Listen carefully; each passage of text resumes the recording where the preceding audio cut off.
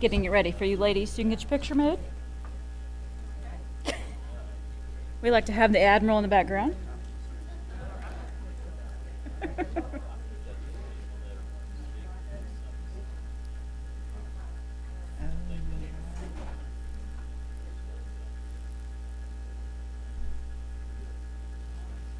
No. Originally I was thinking that I had done the chapters individually, but actually I had not. I did them all together. I was up to panic. Jen was like, right.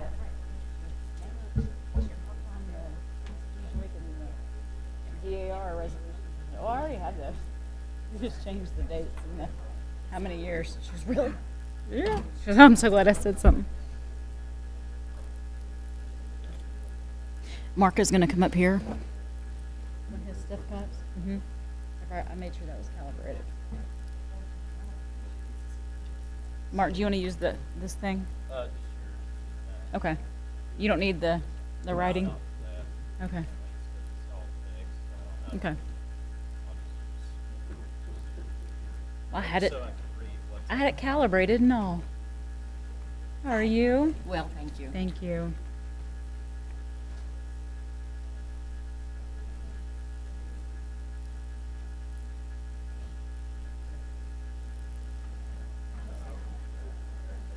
Oh, you're welcome.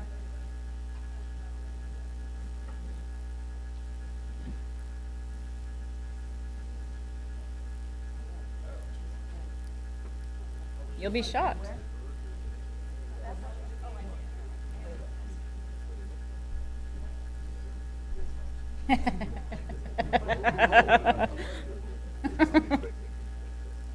Yeah, I do it by fiscal year, so. And then I'm supposed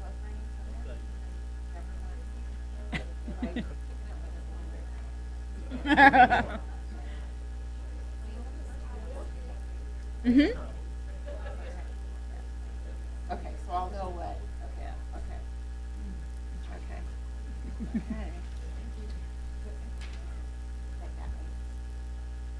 Okay. Is that ballad or ballard? Ballard. Ballard. I'm sorry, I probably wrote something that looked like a mallard duck. Yeah, it's in there. Okay. Making sure.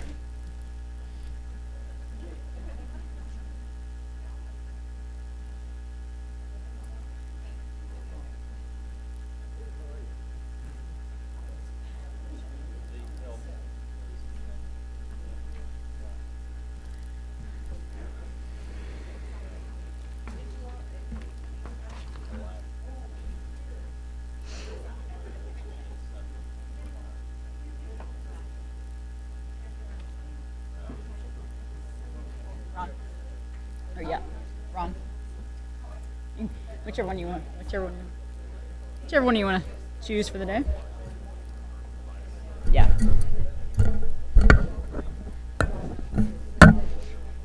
He said, who's the chairman? I said, Ron. He goes, honkin'? It's Ron and Ron. You can pick whichever one you want.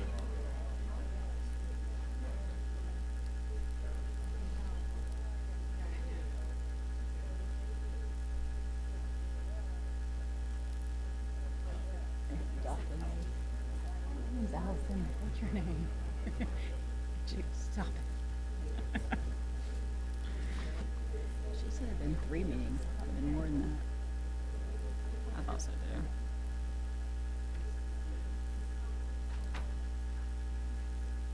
I was thinking it was May.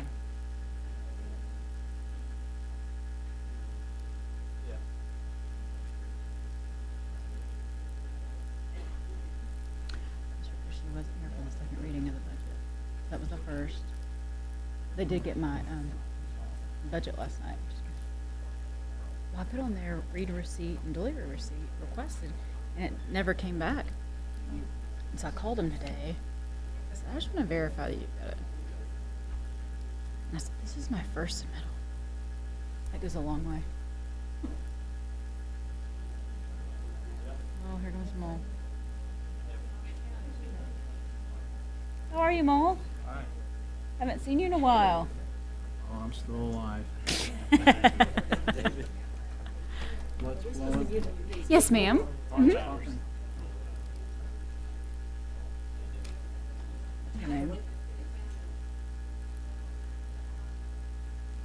I'm good. How are you? Can I use a pen? You sure Because I can. put it in here. Thank you. Emma? Yes. Thank you. Yep.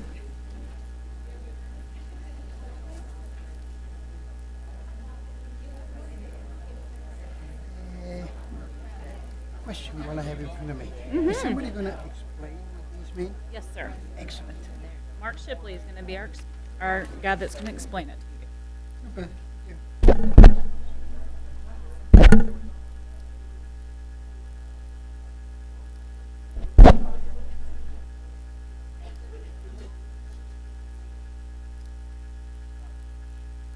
Are there any comments or corrections to the beer board meeting minutes? Is there a motion to approve? Motion to approve? I second it. All in favor? Aye. Any opposed? Minutes pass. The next agenda item is beer permit approval. It's an approval of a special occasion beer permit for the Farragut Food Festival. Farragut Business Alliance applicant. Yes, sir. This is very similar to the food festival they had last year. It's being renamed the Taste of Farragut. This will be their 6th annual festival, and they're requesting a special event beer permit. The town's municipal code governs the special occasion beer permit, and it's included in your packets. The Farragut Business Alliance is a nonprofit organization and is requesting the permit for September 26, 2014. They are also requesting the $100 application fee be waived as the town is an event sponsor of the event. Motion is to waive the $100 application fee and approve the special occasion beer permit for the 6th annual Farragut Food Festival for September 26, 2014. Okay, thank you. Any comments or questions from the board or any comments from the applicant? Just to give you a little bit of an update, I'm Allison Sousa, the Executive Director of the Farragut Business Alliance. And in past years, we have had wine at the event, but this year we have 2 new establishments coming into Farragut. One is a Casual Pint, and one is Mind Your P's and Q's. Both have been before you to get their own beer permits, and they are participating in the festival this year. So that is why we're before you asking for the beer permit for the event. Thank you. Any questions at all? All right, is there a motion? Motion to approve? I'll second it. Thank you. All in favor? Aye. Any opposed? Motion passes. Thank you. With that, I will bring to close the Farragut Beer Board for September 11th, 2014. Chairman, I must admit I was absent for the minutes, so I needed to abstain from voting. Thank you. All right, this is now the Farragut Board of Mayor and Alderman meeting for September 11th, 2014. We will start by rising for a moment of silence and the Pledge of Allegiance. We do have some Boy Scouts working on some merit badges. Would you like to come down when we get to the Pledge of Allegiance and lead us in that? Anybody willing? Okay.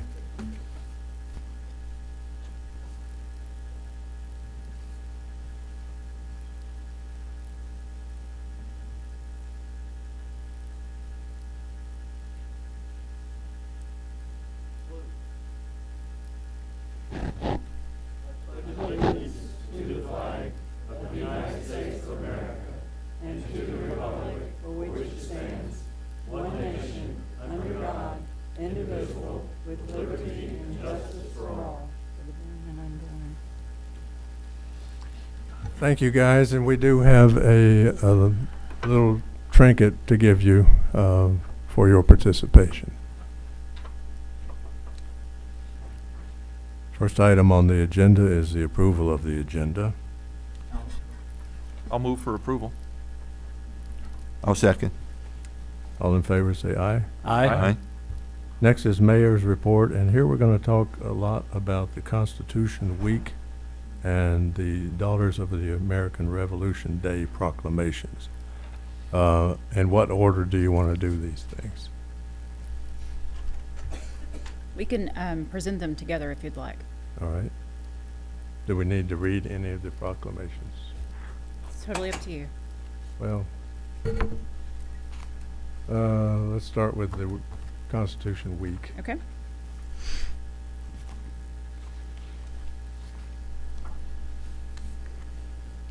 All All right, whereas September 17th, 2014 marks the 277th anniversary, 27th anniversary of the drafting of the Constitution of the United States of America by the Constitutional Convention, and whereas it is fitting and proper to officially recognize the magnificent document and the anniversary of its creation, and whereas it is fitting and proper to officially recognize the patriotic celebrations which will commemorate the occasion, and whereas Public Law 915 guarantees the issuing of a proclamation each year by the President of the United States of America designating September 17th to 23rd as Constitution Week.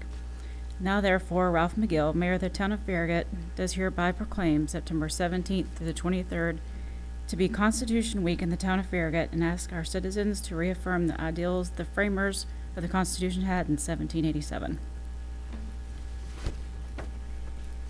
And Daughters of the American Revolution.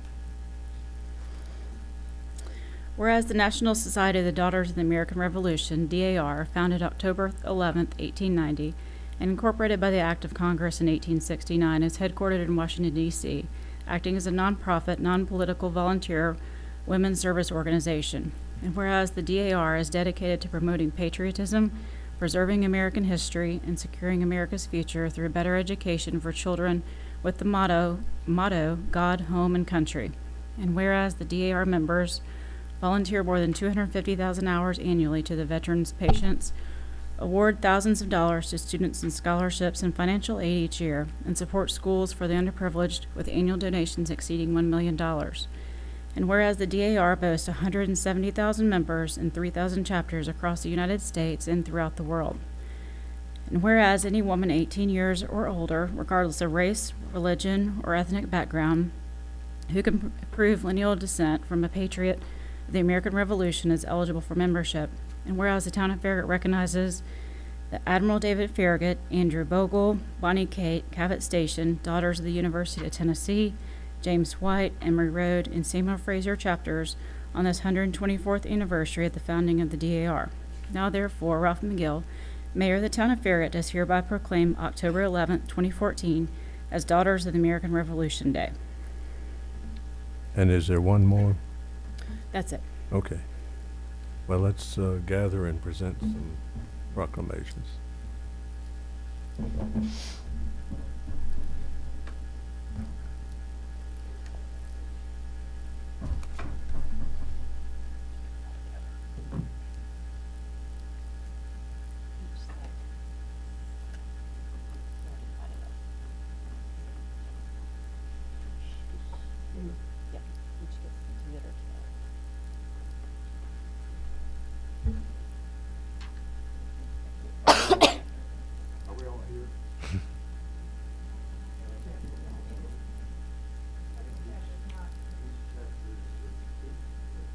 Mm-hmm.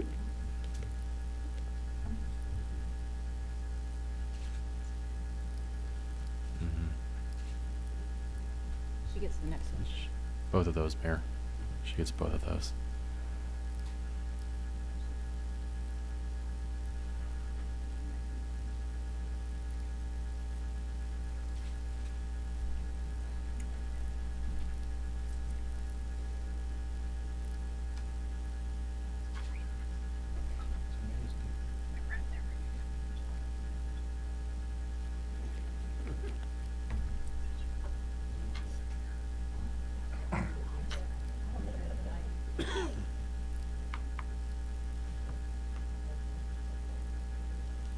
Maybe we should clap for 'em.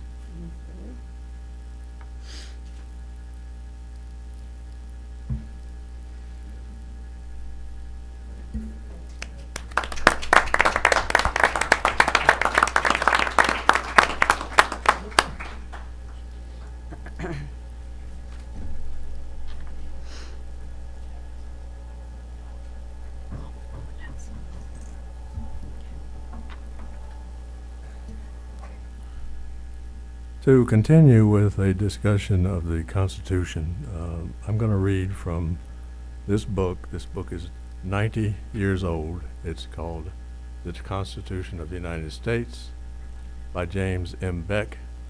The foreword is written by Calvin Coolidge in 1924. And he hits it on the nail. So I'm going to read from his foreword. While we cannot all be trained in the technicalities of the law, we should all have some idea of our fundamental institutions. We need to know their relationship to our daily life, the reasons for their existence, and the benefits we derive from them, and the necessity to ourselves for their perpetuation. We must know that the court is our court. The Constitution is not self-perpetuating. If it is to survive, it will be because it has public support. Such support is not passive, but active operation. It means making adequate sacrifice to maintain what is of general benefit. The Constitution of the United States is the final refuge of every right that is enjoyed by any American citizen. So long as it is observed, those rights will be secure. Whenever it falls into disrespect or disrepute, the end of orderly, organized government as we have known it for more than 125 years will be at hand. The Constitution represents a government of law. There is only one form of authority, and that is government, one other form of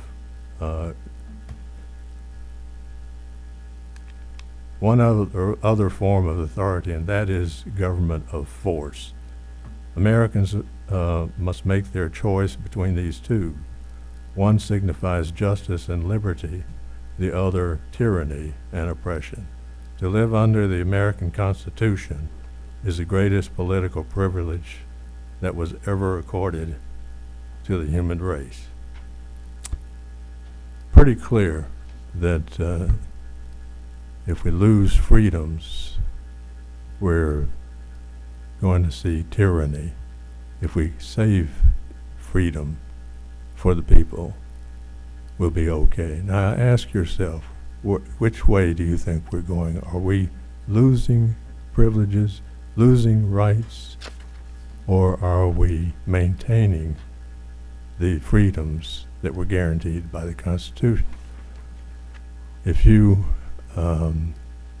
believe that we're not maintaining those freedoms, then you need to ask yourself, what am I going to do about it? Because ultimately, government is for the people, and when it quits being for the people, you have tyranny. Amen. Amen. Thank you, Mayor. Next item is Citizens Forum. The individuals I have that have signed up tonight have signed up for the ordinances. So we'll have them speak after the description of the ordinances. Okay. Who wants to speak first?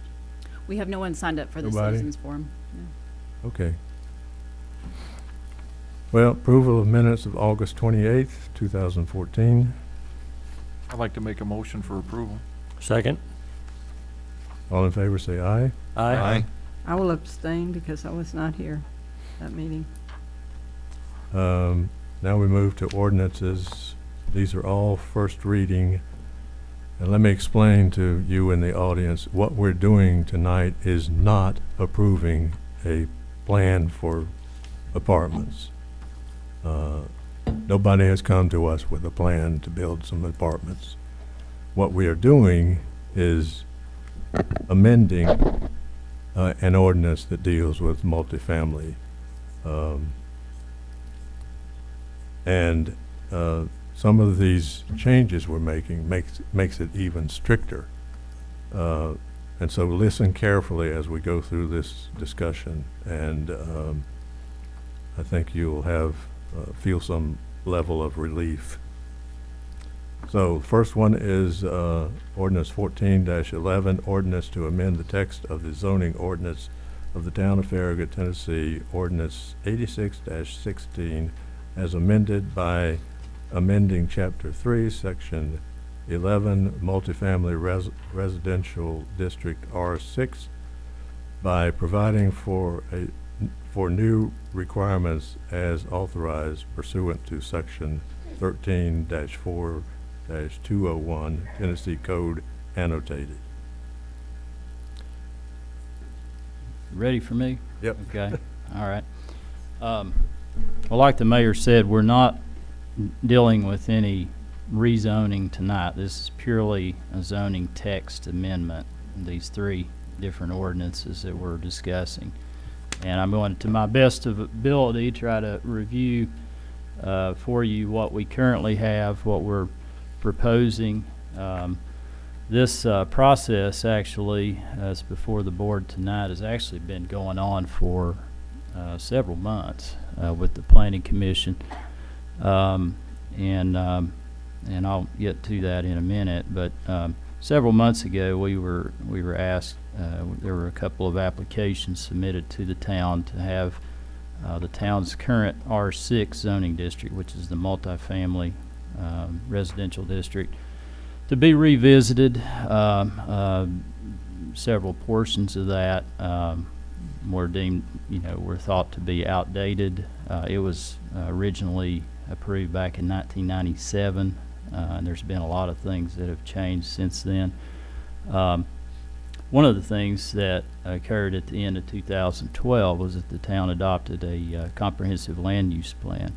And one of the strategies that was identified in that plan as being important, based on the feedback that we received from the public at those meetings, was to look at ways of encouraging greater housing choice for the town, to provide for, consider different types of housing that would appeal to like young professionals, elderly folks that may not want to have any maintenance responsibilities, and that would build up the residential population that would help support our businesses, and it would provide for a more efficient use of land. So those were some of the things, and that's on the screen. That's obviously not meant to be read. I'm just pointing out these 2 pages here on the screen were taken from our comprehensive plan, just to show you that that was an important strategy that was identified as part of that process.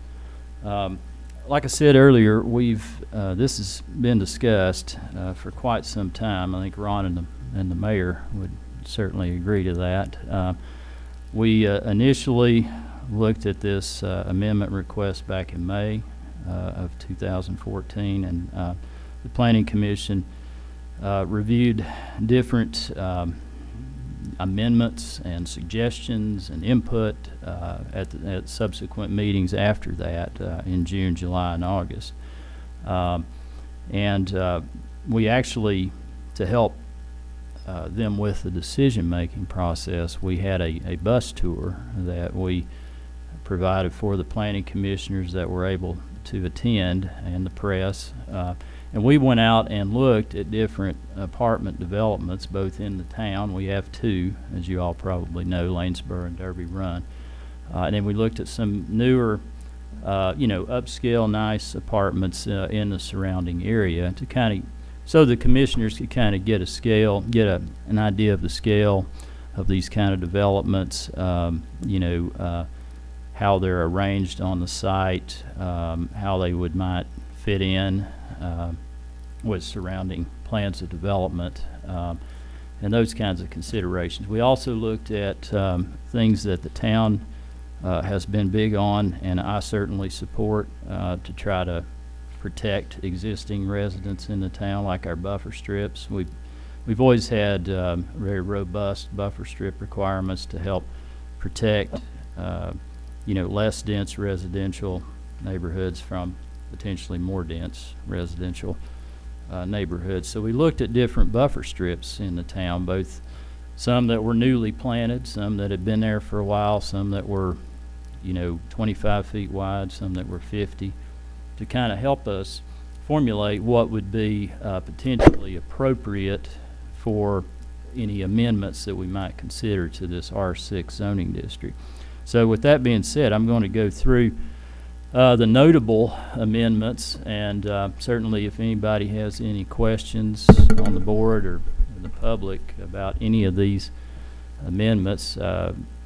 I'm here to try to answer those questions and hopefully provide you with the justification for them.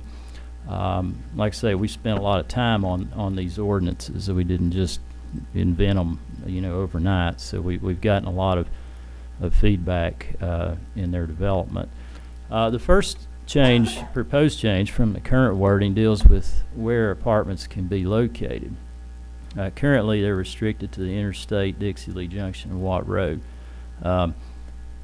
The proposed wording would be consistent with our comprehensive plan. There are other locations outside of those three areas where, if the infrastructure were appropriate, and that's part of something we look at with a rezoning request, whether the road can handle it, whether it's the traffic, is not aggravated.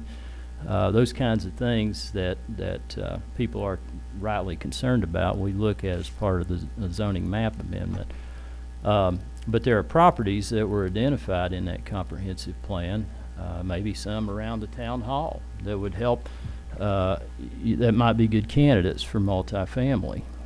Particularly if we ever developed a mixed-use town center, we would probably want to try to build up the residential density around what could become a downtown for the town here at the intersection of Camel Station and Kingston Pike, so that those businesses, those small kind of mom and pop businesses, would have a lot of foot traffic, a lot of people living nearby that could support those businesses and offices.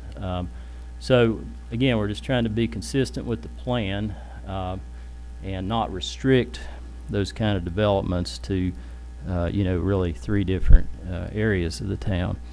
Another thing that we needed to do, again, I mentioned that this ordinance was originally written in 1997, and there are a ton of things in the R6 ordinance that needed to be updated, basically.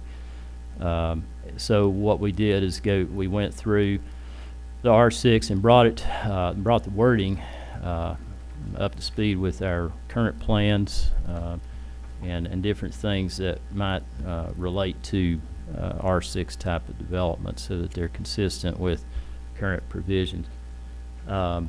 So I think that's a real important thing to understand, that as it's currently written, it's very outdated in some regards. Setbacks and buffer strips, those are very important to me and the town. We carefully looked at those when we were looking at amendments to the R6. That's why one of the reasons we went on the tour was to look at the buffer strips and make sure that we weren't proposing something that would substantially lessen to any degree existing protections to residents. So the current wording is basically includes the same setbacks for buffer strips, or for buildings and parking lots, setbacks and buffer strips. And what we tried to do with the revised wording was to build some language in there that would encourage buildings rather than parking lots to be situated on the periphery of the development, because the discussion at the Planning Commission was that a lot of the kind of noises and things that maybe an adjacent developed residential community might have to deal with an apartment development often comes from parking lots. So what we were trying to do was to provide some incentives to encourage the developer to situate the buildings on the periphery and have the parking lot on the interior. That's actually something that I know the city of Franklin also has some similar language in that regard. We looked at the lot sizes. The current wording establishes minimum and maximum lot sizes for properties that could be rezoned to R6. And what we came up with, we looked at the comprehensive plan, and we noted that there were some tracts that may be appropriate for multifamily in the future, but they were larger than 15 acres, which is the current maximum lot size for R6. So we felt like that cap potentially restricted the possible rezoning of a piece of property that otherwise would be an appropriate candidate for R6.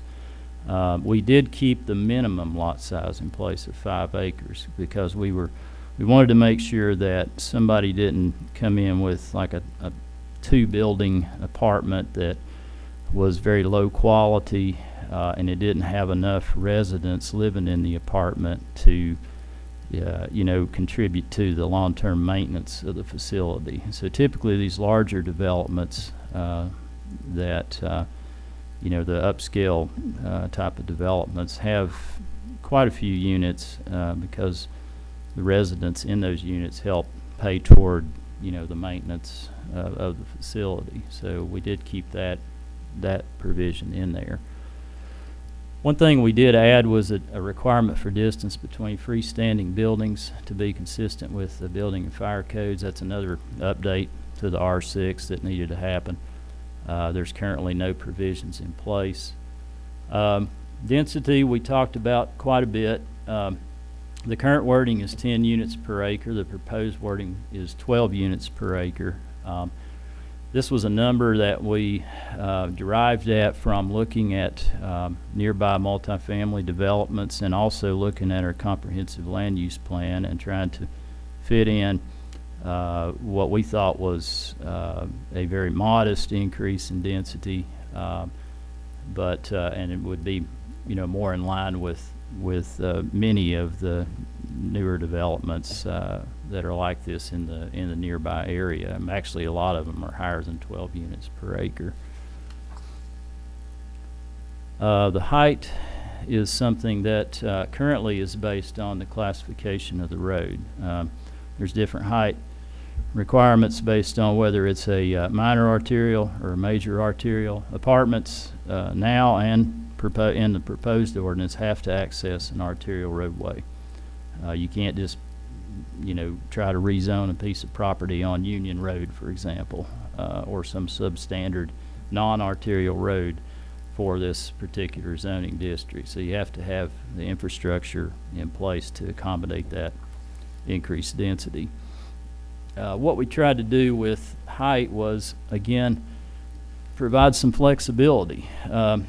We proposed to have no buildings to be constructed in one of these R6 developments is within 100 feet of a property zoned residential or agriculture could be any higher than the maximum height permitted for the houses in that adjoining residential community, so that you have a consistency with height as you transition from an existing single-family development into the apartment development. And then as you go further interior to the apartment, you can go up to, in this zoning district, 3 stories or 45 feet. And that is kind of what we were trying to do there was follow a concept that was provided for in the land use plan dealing with transitions and trying to transition visually and functionally residential communities that have different densities. So you have a lower density and you got something that's proposed in between 2 lower densities. That middle piece of property has to have some compatibility as it transitions from that lower density inward to the lower density residential property. So one thing that the mayor mentioned earlier that is I think an enhanced protection for the residents of the town is that building facade requirements. We currently don't have any requirements for how an apartment looks were you to build one. I mean, we require elevation drawings and a presentation to the planning commission, but we don't have any way to require a developer to build something that is aesthetically pleasing. In the ordinance that we're proposing, we have very clear architectural requirements that are in there. We used the consultant that we are currently using to help us with our architectural design standards to help us come up with some language for the apartment zoning district. So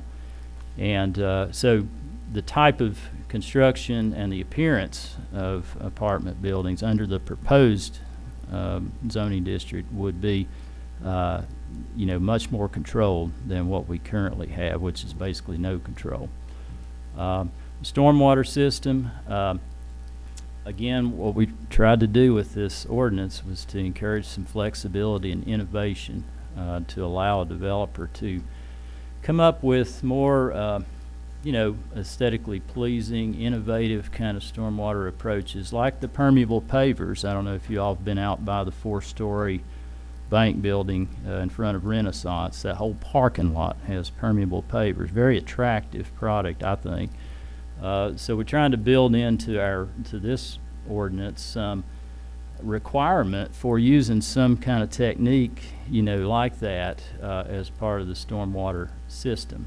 We currently don't have any such provisions. So, and this would also be consistent with what our design firm is working on with the architectural design standards, because it's not just how the building looks, it's how the site is presented.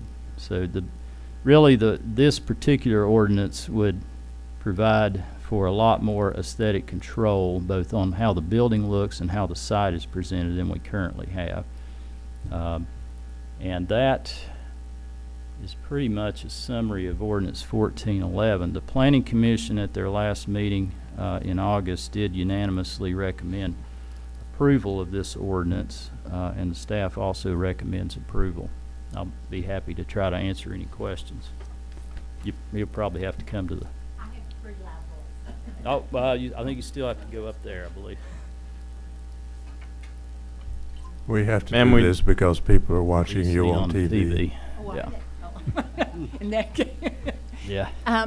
I'm wondering if you had considered putting something in that would restrict the number of apartments in a particular area,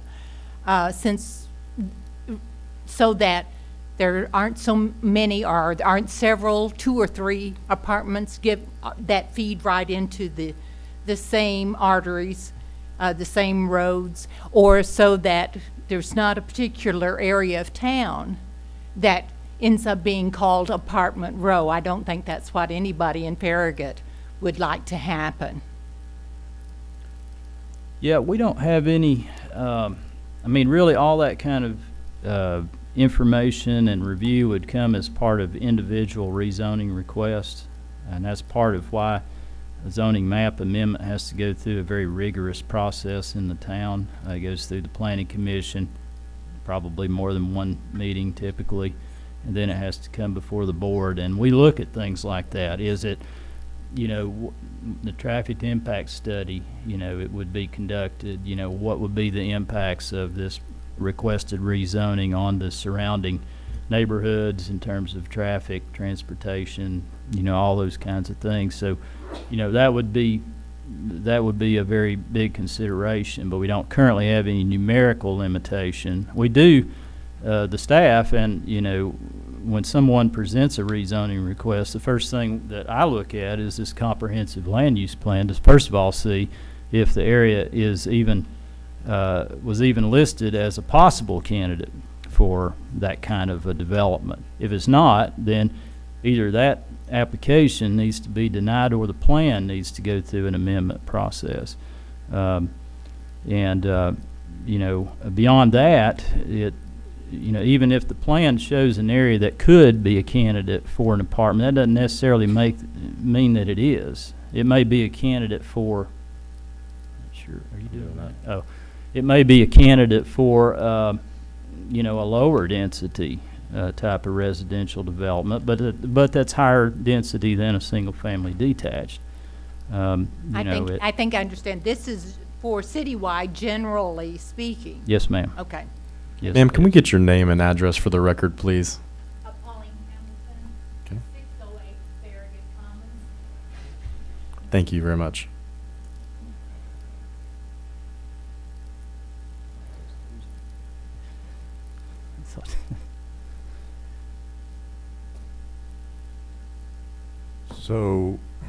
Is there any discussion from this board? I'd like to move for approval. Mayor, we have, Second. I'm sorry. We have several comment cards too, just wanted to make sure you're aware of before Oh. we move forward. Several what? Comment cards, people that like to speak on the matter, so Okay, well, we were told earlier there were none. not for citizens' comments, but for this specific item, there are several comment cards for people that would like to speak. All right. Okay. Mayor, the first speaker tonight is Ann Ballard.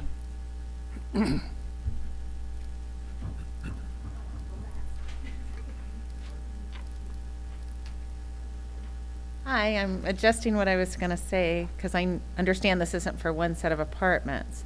But as Pauline said, we're concerned about the arterial flow of traffic wherever this goes. And I presume that that's what the original plan was in putting apartments near Dixie Lee Junction and Watt Road. And I was wondering if you can tell me any of the other parcels that maybe you're considering. When you say there's certain things out there in Farragut, do you have some of those in mind of where they could go? Well, let's look back here at this map. Again, it's a little bit hard to. Yeah, I can.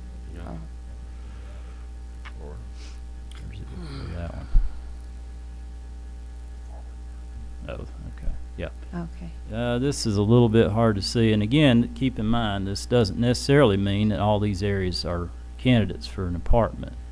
But the ones that are shown in brown are medium density residential, which would be consistent with an apartment designation. There's also that purple area, which is the mixed-use town center. That's the area around the town hall where a higher density residential might be a good candidate, again, to try to build up that residential density around what could become a downtown. There's some parcels on there that I can look at from here and tell you they're absolutely terrible candidates for an apartment because, A, they don't even front along an arterial road. That's the biggest problem. But it does say it's medium density, and that's 6 to 12 units for their classification of medium density. So it could fall within a range of an R4 type of development or, something like that.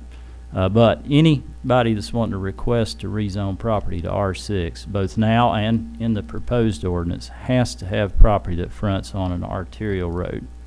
How do you know what an arterial road It's is? based on our road, on our major road plan classification, like Kingston Pike, Concord Road, Campbell Station Road, part of Grigsby Chapel, Watt Road. Those are all classified as arterial, both major and minor. When you say part of Grigsby Chapel, do you mean where there From aren't Campbell medium? Station to Fretz Road is minor arterial. It's considered minor.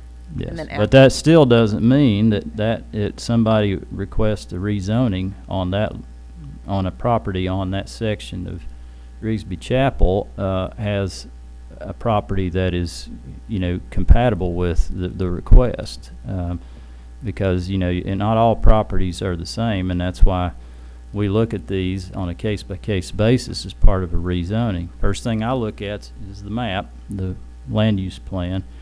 Then beyond that, we look at the site-specific conditions associated with that particular site, and we require a traffic impact study and potentially other things that help us to provide the Planning Commission and the board with the best available information that they can have to make, an informed decision.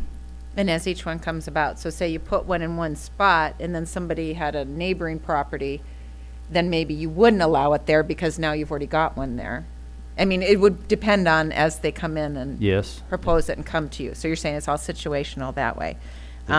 If you end up amending this in agreeing, that's amending every single one of those things you talked about then, right? You can't lower one of them like the height thing. Well, can't- that's up for discussion. This 'Cause is, that's one concern I have, and again, that's I why know- you're here. I know it's not fair for me, I'm just thinking about one area, and I know that's not right, but as an example, the one off of Fretz and Grigsby in there's so many homes in there where people live for years on their property, and many of them are related in there, and it will back up to them, so that means that anything that backed up and touched them, if anyone proposed something and you passed it, it would be 2-story for that part, but on the interior it could be 3? Any building that would be proposed on the R6 property and the proposed ordinance is within 100 feet of the periphery property line of the R6 development could not be higher than the highest, than the building height maximum that's permitted on that adjacent residential property. Oh, whether So- that's there or not, but what it would have been permitted if they had built to the max on their property. Well, normally most single-family residential is 2.5 stories or 35 feet. So what's going to happen is if you have an R6 development that is surrounded by residential, the buildings that are within 100 feet of that periphery won't be more than 2.5 stories or 35 feet. Okay, so that's the protection of that part. That's the transition from height as you work your way inward to that R6 development. Okay. Okay, well, I'll let someone else speak. Thank you. And I appreciate all of you and that you're giving us the Your chance to name. have government and have our freedoms. Thank you. Her name and her address. Right. You know what, one comment I'd like to make. Ballard, can you just come and give us your name and address? I'm sorry. Ann Ballard, 11627 Autumn Glade Lane in Chappaqua. Thank you. Thank you. Thank you. You know, just, Mark, just one quick comment. That all the information that you were asking questions about, you can find, all of that is all public record. The vast majority of it, if not all of it, is on the town website. Or if for some reason you couldn't find it, you can come down to the front desk and, I mean, we're required to give it to you. I'm learning. And I I've know. called and I've just about our own neighborhood and questions, and everyone's been very helpful and I appreciate it. And a lot of us, I'm not even good with computers and I only own a flip phone and I can't text message or anything. So I'm really learning how to use things, but and everyone does try to help me. Thank you. We love flip phones down this way. That's right. Who's next? Mayor, our next speaker is Brian Tickner. You good? Okay. All right. Our next speaker is Mole Wyman. And again, for all of our speakers, if you just come and give us your name and address before you get started, we appreciate that for the record. Thank you.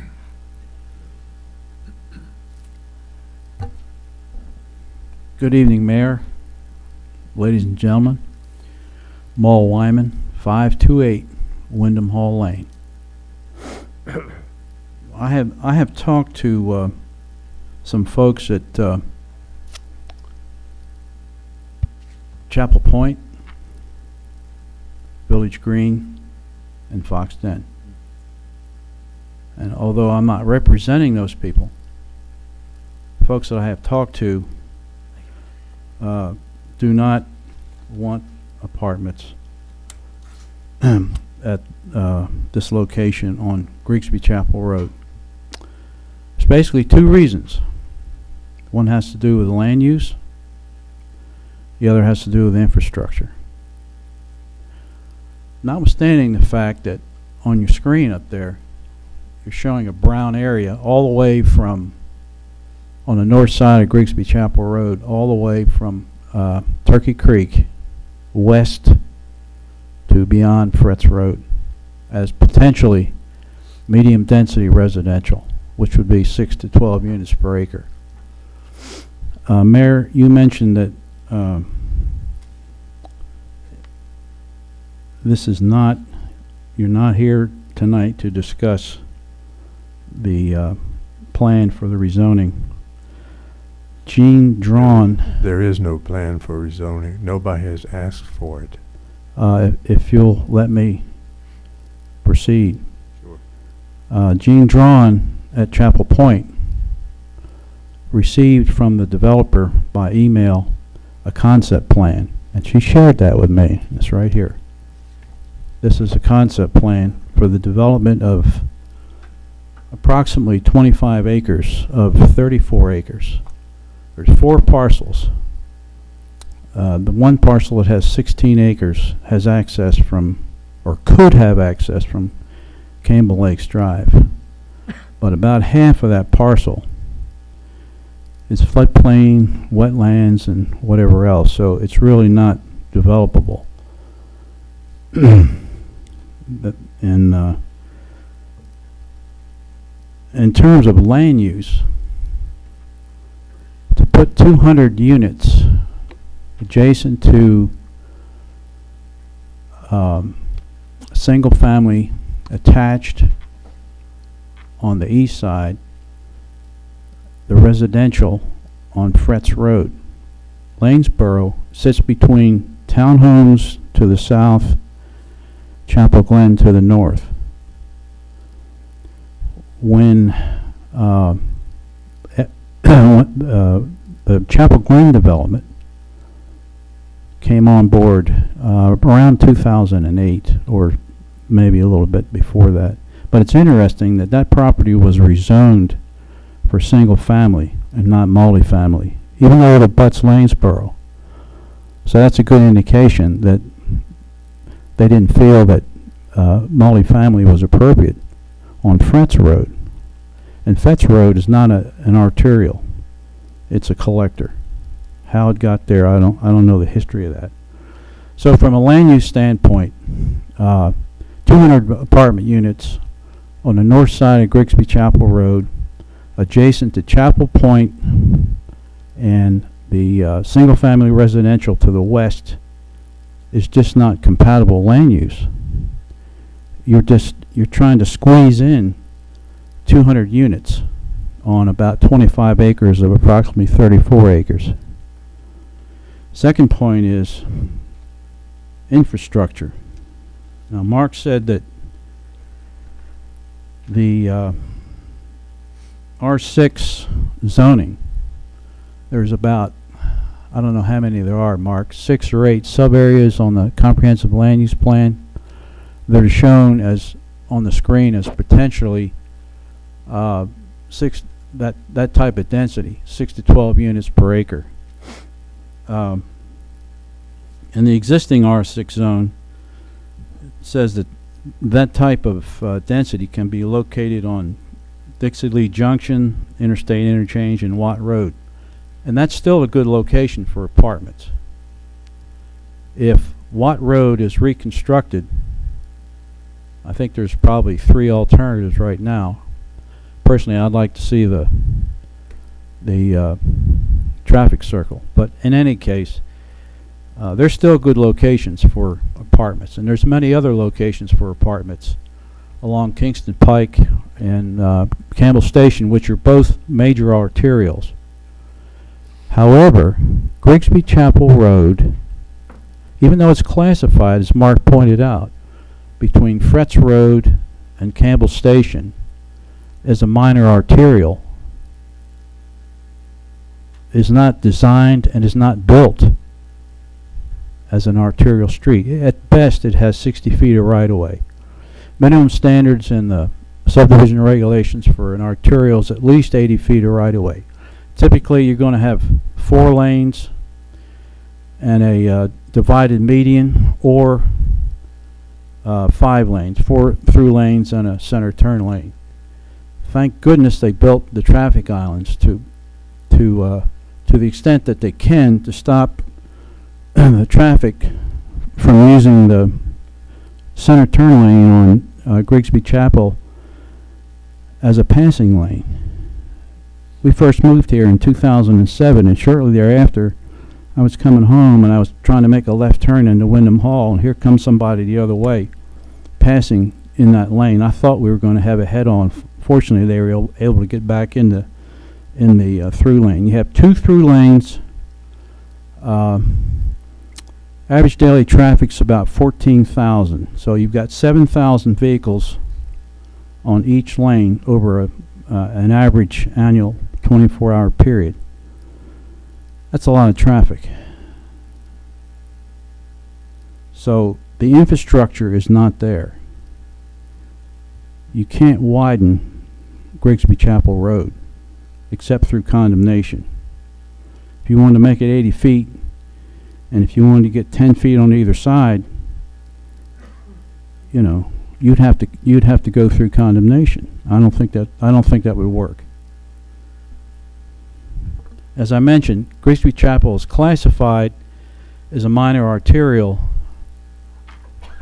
from Fretz Road to where Grigsby Chapel intersects with Smith Road.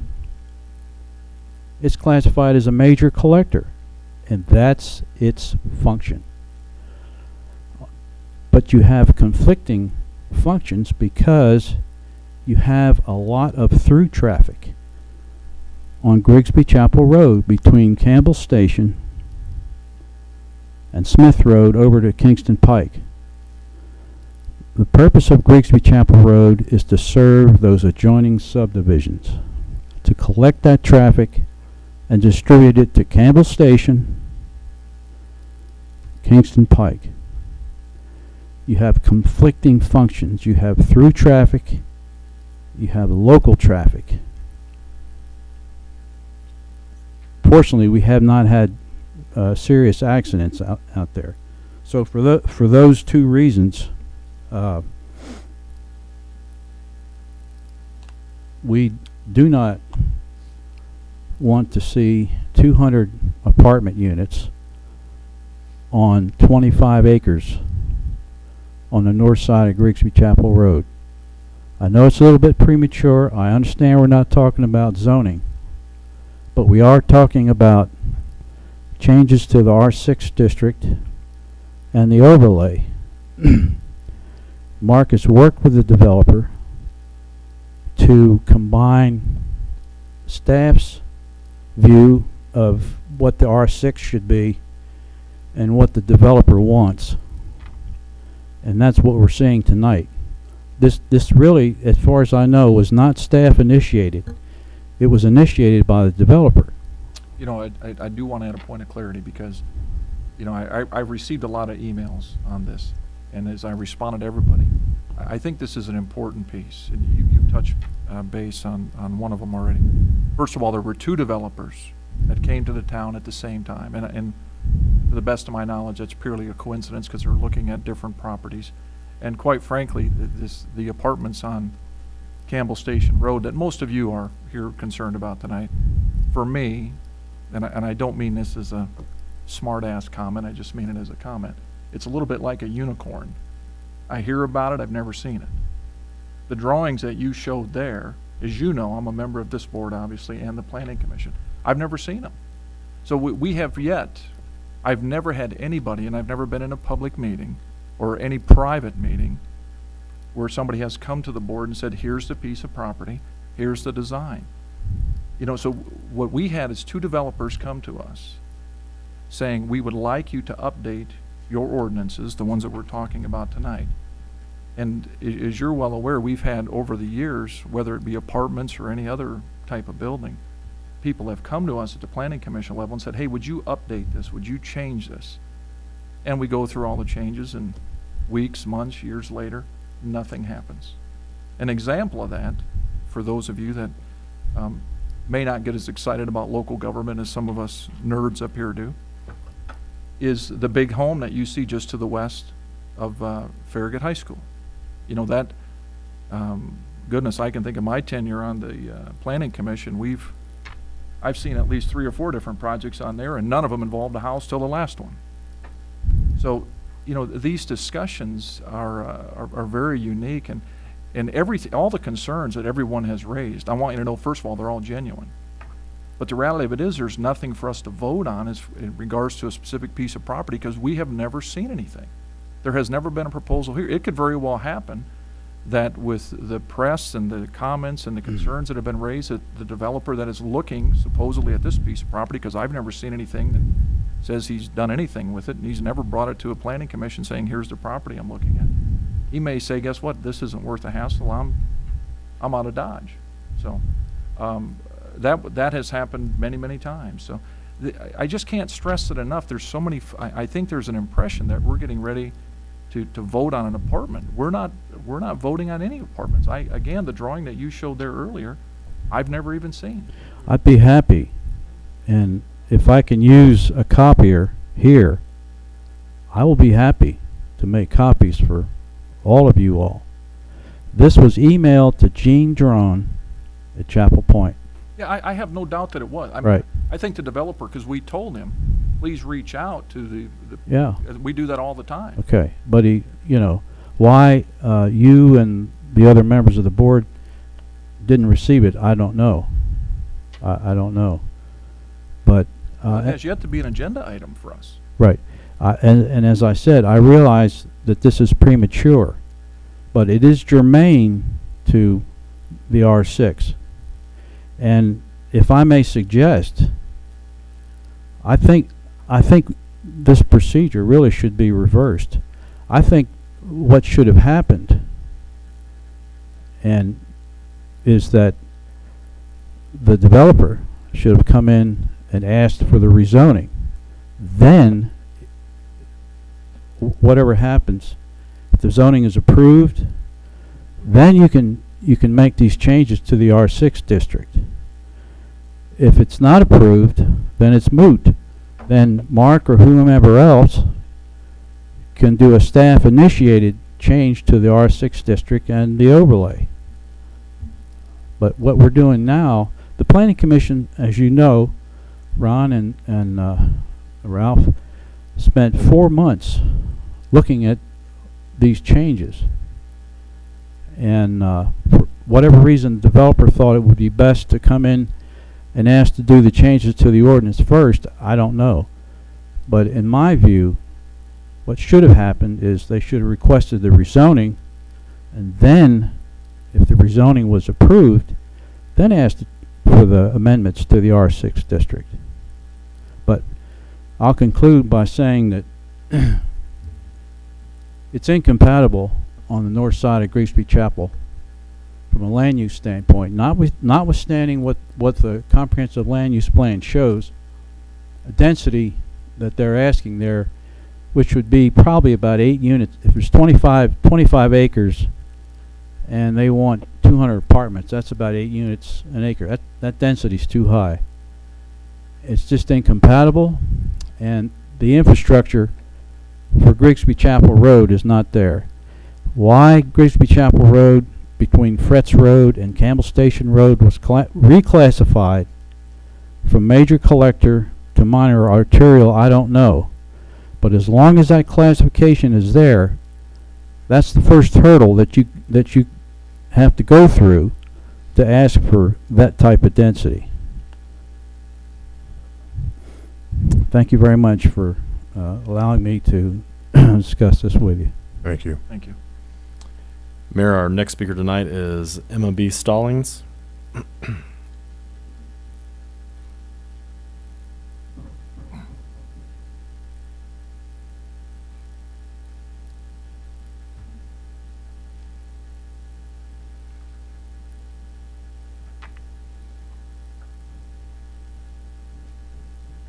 My name is Emma B. Stallings.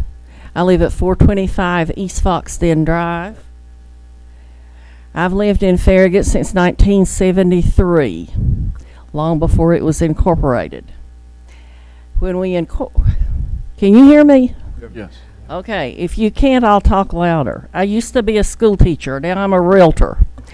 I lived here when Farragut was incorporated, and we took it very seriously. We did all the things that we hoped were right. We did all the things that we hoped would stand for a long, long time. Not to be redone, not to be updated, not to be done anything. It's fine to update, but it's not fine to update if it's to the detriment of what we have always thought our town government was protecting for us. I guess I came on the bus late. I didn't realize that we were going through all this for a long time, or I would have been here sooner. I came to the commission meeting last time. I'm basically a very peaceful woman, but I'm very passionate about our property values. And I do have some notes, so I'll refer to them, and I'll try to make this short. I view this from the standpoint of being a resident and from the standpoint of being a realtor. First of all, why do we need apartments? Lanesboro is not at occupancy all the time. I don't know how many apartments are in Lanesboro, but I'm told by reliable sources that it's not always full. So why do we need more apartments? I just don't think that's a good thing. Now, I know, first of all, when I show houses, and I do work all over Knox County, and I work in the surrounding counties.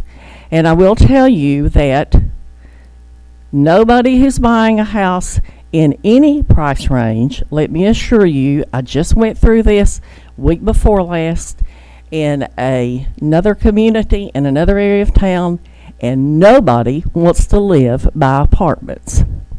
If I drive up to show a house and they see apartments, the first thing they say is, "Are those apartments?" And I say, "Yes, they are." And they say, "Drive on.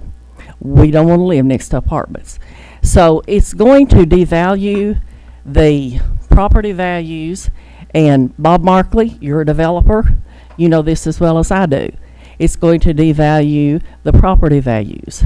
Our traffic is going to be greater. Now, I know you're saying that what we're doing is not specific to Grigsby Chapel or any specific place, but if we're not going to do it, we don't need to change these ordinances in the first place. So I would first of all say I don't think we need to change them. We don't need apartments. Their property values are going to go down. Our traffic is going to be horrendous if you go to Grigsby Chapel and you put in 200 to 250 apartments. Now, I know that you have not received any plan. I realize that. But I talked to the young man who's the developer at length after the commission meeting the other night, and he's saying they're going to put 200 to 250 apartments. We have 400 houses in Fox Den. So that's telling me that at minimum, the 200, we're going to have half the population of Fox Den coming right out on there on to Grigsby Chapel Road. And a traffic light is not going to solve the problem, nor is a stop sign or a caution sign. None of that's going to solve the problem. It's merely going to make other people back up further and have to wait longer to get out to where they need to go. I'm not trying to be ugly. I'm merely telling you exactly what it's going to do to us. It's also going to overcrowd our already overcrowded schools. We've already they built Hardin Valley. Everybody wants to live in West Knox County. Not everybody, but a lot of people want to live in West Knox County. The main thing is because we have good schools. And because Farragut is a lovely place to live.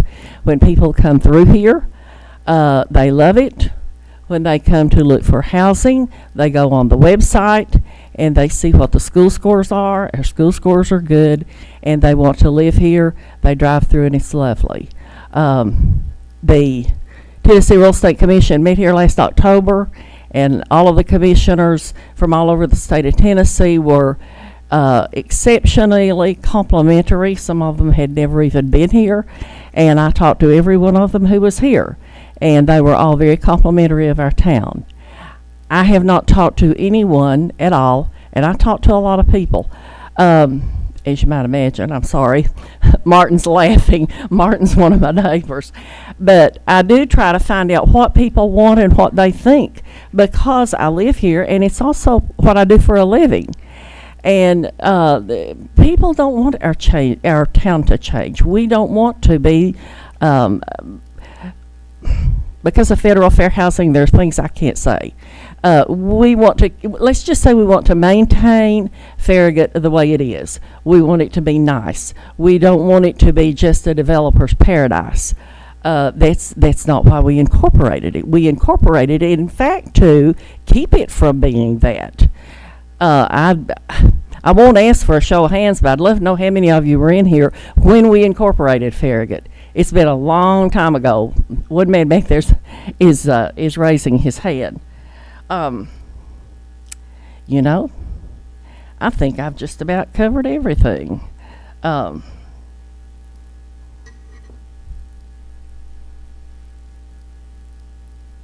thank you very much. My son said I would probably be put in jail. But anyway. We don't have a jail. I apologize. I'm sorry. What? I try to be very realistic, and I am very protective of where I live. If I thought there was a better place to live, I'd be selling my house over where I am, and I'd be moving there. But I love it here. And I don't want us to go down the road of other places in town that are not as lovely. And I hope I haven't said the wrong thing. I thank you very much. Thank you. Mayor, our next speaker. And I'll be back many more times, because I'm going to stay on this bus, and I hope a lot of these other people do. Mayor, our next speaker is Martin R. Evening, everybody. Martin Ritter, 142 Champions Point. I live smack in the middle of Fox Den, so if somebody builds in Grisby Chapel, they're not going to look into my living room. But Farragut was founded, created, and people started adding a certain magic to it. It's a nice community. And while there's no proposals in front of the board, the authorities of the town are starting to work into changing regulations, amending stuff to make it possible to build apartments. And if we build apartments, what's going to happen is, in my mind, as Emma said, traffic is going to increase. Kingston Pike is already quite loaded at peak times, so that's going to be an aggravation. Property values are going to go down. Initially, not very much. But, and this is just a guess out of the top of my head, if the average homeowner has a property worth $350,000, for every point your property value goes down, you lose $3,500. I can pay my power bill for 2-3 years with that kind of money. Then the school is going to degrade because the school population is going to increase. I used to live in South Florida. They had the children in little trailers, which were provisionally installed 30 years ago. They're still there. When the school degrades, property values keep on going down. So thinking that over the years, with several of these projects, and I hear 15 acres, density 12 per acre, that's 180 units in a possible scenario. Several of those, and start multiplying. And then suddenly, I will never get to wherever I want to go. Traffic is going to be absolutely horrendous. And what's more, I would have lost 10%, 15% of the value of the property. Man, that's many vacations in Europe. I'd love to take them. That's what it amounts to. Starting the amendments to down the road possibly allowing new apartment complexes, which then are going to keep on growing, definitely puts the hands in my pocket in a very, very substantial fashion. Now, we did a magic town out of Farragut. Why should a few developers benefit from our magic by, let me use a very bland word, diminishing it? So I just want to state my total, absolute, and adamant opposition to apartments. I don't care if they're in Grisby Chapel or where they are. The concept itself bothers me deeply because I think in very simple terms, but also in long terms. If we're going to amend this and we can park here or not there, or, you know, the height, 2 feet more, 2 feet less, that's the immediate thing that concerns everybody today. I'm looking at 5, 10, 15 years down the road, and the price to pay is going to be high. Thank you very much. I have a question for you, Mr. Ritter, and Ms. Stallings as well. You have both stated that, as if it's a statement of fact, that apartments are going to diminish the value of the existing homes in Farragut. What are you basing that on? Is there any kind of empirical evidence to this? What is empirical? Exactly. I don't think that people are going to pay more for a house when the area is much more dense, when traffic is much more dense. Okay, you say you don't think, but based on what? I mean, Sir, based on what? Common sense. Common sense. Common sense. If the school is overcrowded, like the one I left in Miami with my very young children, then they put them into little trailers. Then, sir, I know empirically, I haven't done a study with it, but I know that I sold my house in Miami for 5 to 10% less because of these kind of things. So it costed me 5 or 10% of the value of that property, and that's going to happen again. This is not based on studies. I'm not an expert in this, nor do I claim to be. It's just plain common sense. If I have to live with those kind of inconveniences, my life, my quality of life is going to diminish. Let's not make an exaggeration, a little bit. If I have a school that's not as well rated, value my property. Have you ever heard about a bad school increasing values of property, sir? No. Well, I know we've had we've had the what they call the portables, the trailer classrooms at Farragut for as long as I can remember. So I know one thing. I know that one of my kids was an absolute disaster in middle school in Miami because he was bored to oblivion. He came to Farragut, found an excellent school, excellent challenges. Today he has 3 masters, 2 PhDs, and his salary, he works for a company, is well over $250,000. Thank you, Farragut. And this That- is that while was- and this is while we were meeting in portable. And classroom. Farragut school, by being good, has been part of that. I'm proud of him, and I'm thankful to Farragut. And I would really hate to see those things going down. Okay, thank you. Let me make a couple of clarifications. Number one, we didn't just recently decide we need to have an apartment zone or something. We've had it for years and years. We've had multifamily zoning for years. This is not something new. Now we're trying to fix that ordinance. That's what this is about tonight, to put more restrictions on it and just dress it up a bit. Second thing I would point out is, do people realize that we're building houses in Farragut? We're building a lot of houses in Farragut. They have children too.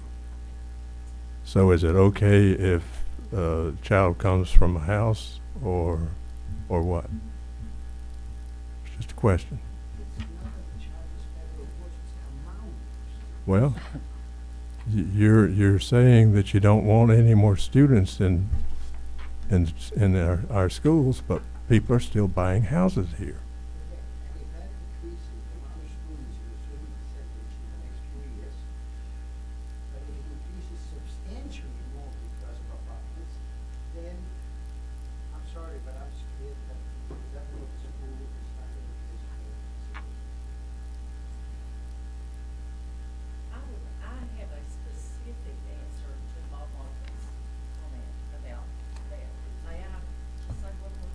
Well, we're not going to make this a total discussion.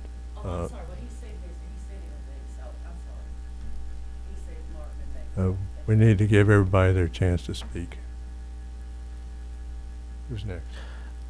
Mayor, next speaker is Beth Sells.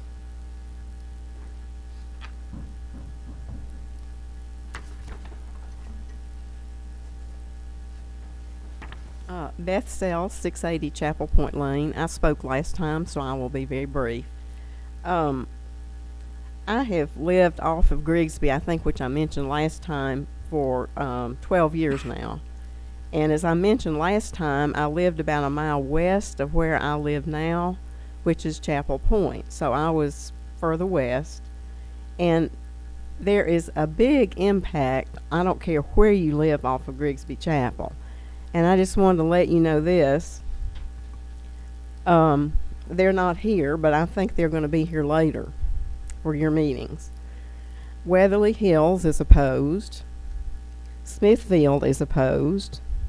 Woodchase 1, Woodchase 2. Ramsgate, Chapel Glen, Wyndham Hall. There's another subdivision, I can't think of the name of it. Altamira, and then the one next to that. What? St. Charles. I spoke with a friend the other day who has children and lives in St. Charles. Most mornings, when she tries to get out of her subdivision to head toward Campbell Station, traffic is backed up to her entrance. So it's not just right at where I live. So this is affecting everybody, including Smithfield. Sometimes when this lady tries to get, or gets out onto Grigsby Chapel, traffic is backed up to where you turn in to go to the Catholic school. Now, we have a school that feeds off of Grigsby. We have 4 churches. We have school buses that have to get out and come back and forth. So it impacts them. Now, I know you haven't seen the plans, but I can't believe that Mr. Bradley is continuing to pursue this if he didn't think he had a pretty good chance. And you all kind of know what's going on. Don't play dumb. Ma'am, excuse me for interrupting. That's not my style, but, you know, that's, first of all, that's inappropriate. I'm sorry. Second, you know, there's another developer that has come to us. I understand that. I was here last And time. I would dare say that if we were looking at the second piece of property and had nothing to do with Grigsby Chapel, I could be wrong. And if I'm wrong, take me to task. But if this was a piece of property on the north side of the interstate, I would dare say everybody that's here tonight, maybe with the exception of yourself, Ms. Stallings, nobody else would be here worried about it. Every development you've mentioned, and they have a right for that. Their concerns, again, are genuine. I've been in the traffic you're talking about. It's a real treat at times. But, you know, this again is not about one piece of property. And Understand that. And I've been bothered. I'm bothered by your last comment. Well, I'm sorry. I apologize for that. Thank you. And I'm also bothered by some of the emails that we've received. You know, when people start to make accusations that members of this board or any other public board are doing things inappropriately, that takes a lot of guts to do that. Better be able to back it up. And I've never heard of this before. you know, Me either. it's wrong and it's inappropriate. So, you know, coming here to share concerns, that's what we all need to do. Because guess what? Even when I was a member of this board, I stood at that podium with a concern about something going on behind my home. So you have a right to do that, and quite frankly, you have an obligation to do that. But you also have an obligation to make sure that people don't create facts that don't exist. Okay, well, I've apologized. I'm Thank sorry. you. That was probably inappropriate. Let me But I ask- can't understand why I know how many units there will be. And to me, that's the issue. It's too much in a too little space. And it's Let me- going to let me upset ask- traffic. Let me ask you one question. Right. You named all these subdivisions who are opposed. Mm-hmm. Are they opposed to us changing the ordinance? That's what we're doing tonight. Well, I know changing the ordinance is going to make it easier for this to happen. Actually, an I don't see argument that. could Oh, be really? made. It makes it tougher. The ordinance is demanding upgrades. Well, let me put, and I think this is a fair statement. Mark, tell me if I misspeak here. I'm drawing a blank. Lanesboro, right? Is the Lanesboro. Okay. I think I'm correct in saying this. Lanesboro could not be built to look the way it does today based on what we are proposing tonight. Mm-hmm. Both of these developers came to us asking for enhancements that would cause them to have to build a higher level of apartment versus coming here saying, would you please dumb down your ordinances so we can build something of lesser quality?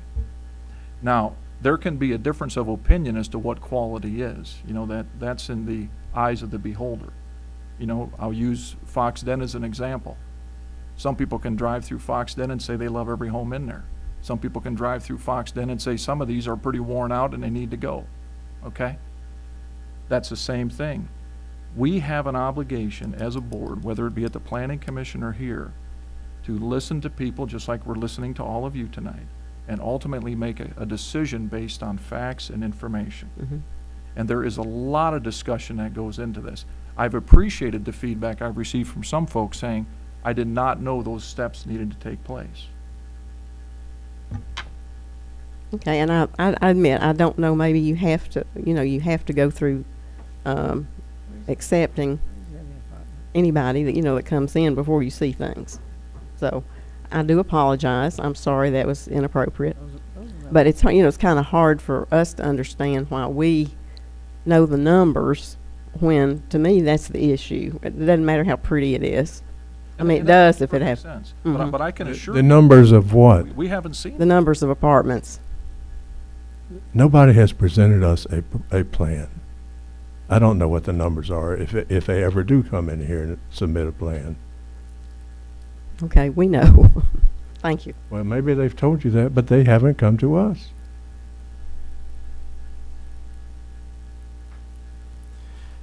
Mayor, our last speaker tonight is Pauline Hamilton. Have you- I think one of our concerns is to be sure that we're informed. We have heard that it is possible, not being professional politicians or knowing how government works. We just don't want this to slip by us. And we have heard that sometimes things are slipped, that the last minute, for instance, a builder will come in and slip something in. They will match what they're saying with what they know has already been approved. And I'm not saying that's true or not true, but I think that is a fear that we won't know to come at the appropriate time and express all of the issues that we think are going to affect us as residents. Can you tell us what we need to know so that we don't harass you unnecessarily, but when our time and that we will have a time and opportunity? For instance, we have heard that the builder has sent out letters to the residents to have us come and speak, that he's rented a room here. I don't know, for instance, is that the right person to tell our concerns to? Or will he then build a case against what we want to say? Or should we wait and express our concerns to you if it is presented to you? We just don't know. I'm always a talker. Good. Maybe Ms. Stallings and I need to get together. We could probably suck up a lot of airtime. So I'm gonna offer some commentary to you, and others may have some thoughts as well. First of all, regarding I'm gonna use slightly different words than you, and if I'm not reflecting what your intent was. I know in an email that floated my way on this, there was a comment that sometimes at the last minute, right before a meeting starts, we change the agenda and we let things slip in. Okay? That doesn't happen. The only thing that happens with an agenda is one of two things. We eliminate items, or on rare occasion, and I can think of in roughly 9 years that I've been involved in public meetings in the town, I can only think of twice that it happened where we had an item that had a large group of folks here. And if we had a long agenda, let's say 10 items, and the 10th item was the one everybody wanted to hear about, we have on a couple of occasions said, we're going to rotate the order of this and move number 10 up to number 1, okay? So we don't have people spending their whole evening here. But otherwise, there are not things that are slipped into the agenda. Our town administrator and perhaps others could tell you there are legal timeframes that we have to meet in order to have items to discuss. The second part of your question, you know, the town staff, and oftentimes we will, as perhaps as individual board members, tell people, have conversation with those around you that this is going to impact or affect or create at a minimum some curiosity. And we always encourage that. That allows changes to be made, conversation to take place that sometimes doesn't take place in a public meeting. At a bare minimum, sometimes folks are afraid to stand up in a public meeting. And it's terrible when information like that doesn't get shared with those that should be affected. But you know, you have board members, whether at this board or at a planning commission level, we're not mind readers as to what people think. It can be difficult at times if one doesn't have an interest in local government to stay up to speed on everything, okay? But all of the information is readily available. It's all public information, and there's nothing that is hidden from anyone. So your concern is valid, but I can assure you everything is up front with people and presented in a timely manner. I think the problem I have had because I've gone, I do like to deal with facts and be objective and present things objectively. So I immediately went to the town hall to cite. But just like, for instance, reading that agenda tonight, it meant nothing to me. And going to the town hall, site and hitting on the minutes, it was for the last meeting, but it didn't really tell me what was coming up. We found, at least I found out this afternoon at about 3:45 that this was going to be discussed tonight, and I think several of us had that situation. I'm not sure how we get that Let me offer information. 2 other comments then. Okay. First of all, and I believe it's in the Shopper News, Mm-hmm. on the front page of that, on the lower left side, they have a list of every public meeting. Okay. Every Town of Farragut meeting is listed there with the date and time frame. Second, I'm assuming, based on the conversation, that you also live on the north side of Kingston Pike. Mm-hmm. Okay. Mm-hmm. With that, Alderman Markley and I represent you. Okay. We have a legal obligation, and maybe we want a future vote, you never know. You can call us, you can email us, our email addresses Okay. are available on the website. And, I know Bob is just like me. We respond to people as timely as we possibly can. So if I were to email you and said, when will this particular issue that would specifically affect Grigsby Chapel, Yep. you would let me know it Yep. in a timely manner so that I could let people. Exactly. But the That would- fact is also that it's already posted Yeah. where you can see it in the town website and other places. And Gone on the town website numerous times. every agenda is on there. And it would say rezoning for Grigsby, if that were the case. If that were the It would case, say it that. would say that. Okay, in the and when is agenda. that agenda posted then? Mayor, can I jump in and I may be able to solve some of these questions that we've got about public notice and different things like that as they happen. Everybody in this room can actually go sign up on our website and go to a site that says Notify Me. I did. And if you do that and ask for agendas and packets, every time that we have a public announcement about Planning Commission, Board of Mayor and Alderman meeting, you're going to get an email that says, hey, we've got a new agenda out. Please hit this link or go check out the website. If you went to the website today, you would have seen the entire packet of information that is in front of the board right now on our website. So every single page, every single ordinance, the wording behind it, everything else is on our website.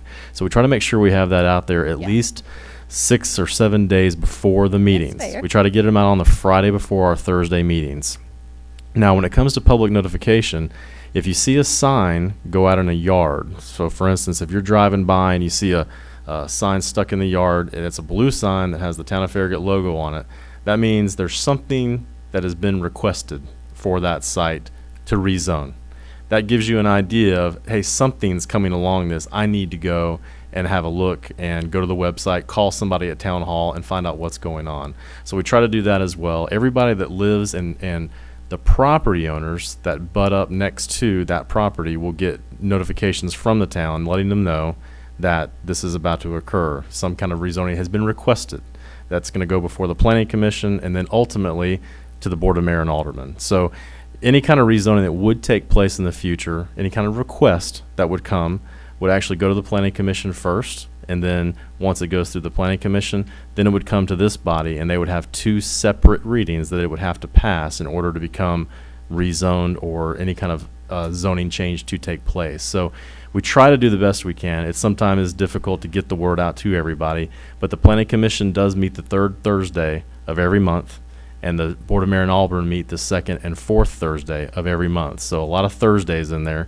If you remember to come to those, hopefully we can get a lot of public input on these items. So should we plan, do we need to come where the committee meets? Because once they agree to something, is it pretty much, I mean, I can understand that you would pretty much take the recommendation of a committee. Do we need to go to both of them? Both the committee? Yes. Okay. Absolutely. Okay. Let me say one more thing.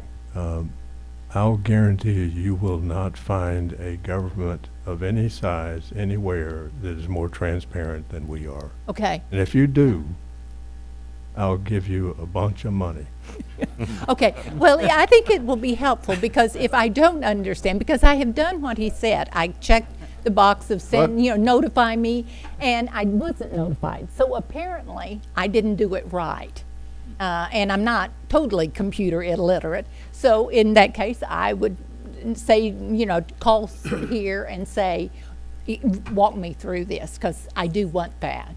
And if you do check out every other government, Okay. and you find that we are not transparent compared to them, or you find that indeed we are transparent, then you owe me a bunch of money. Well, I really wasn't trying to discredit y'all at all. I just don't know how the system works. And if someone tells me that we have to be careful of this, I would, it behooves us to find out whether that's fact or not. Absolutely. Thank you. Thank you.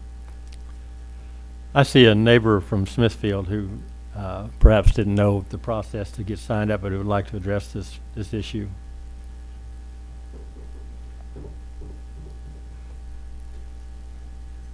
Thank you, dear neighbor, and thank you, board, and Mr. Mayor.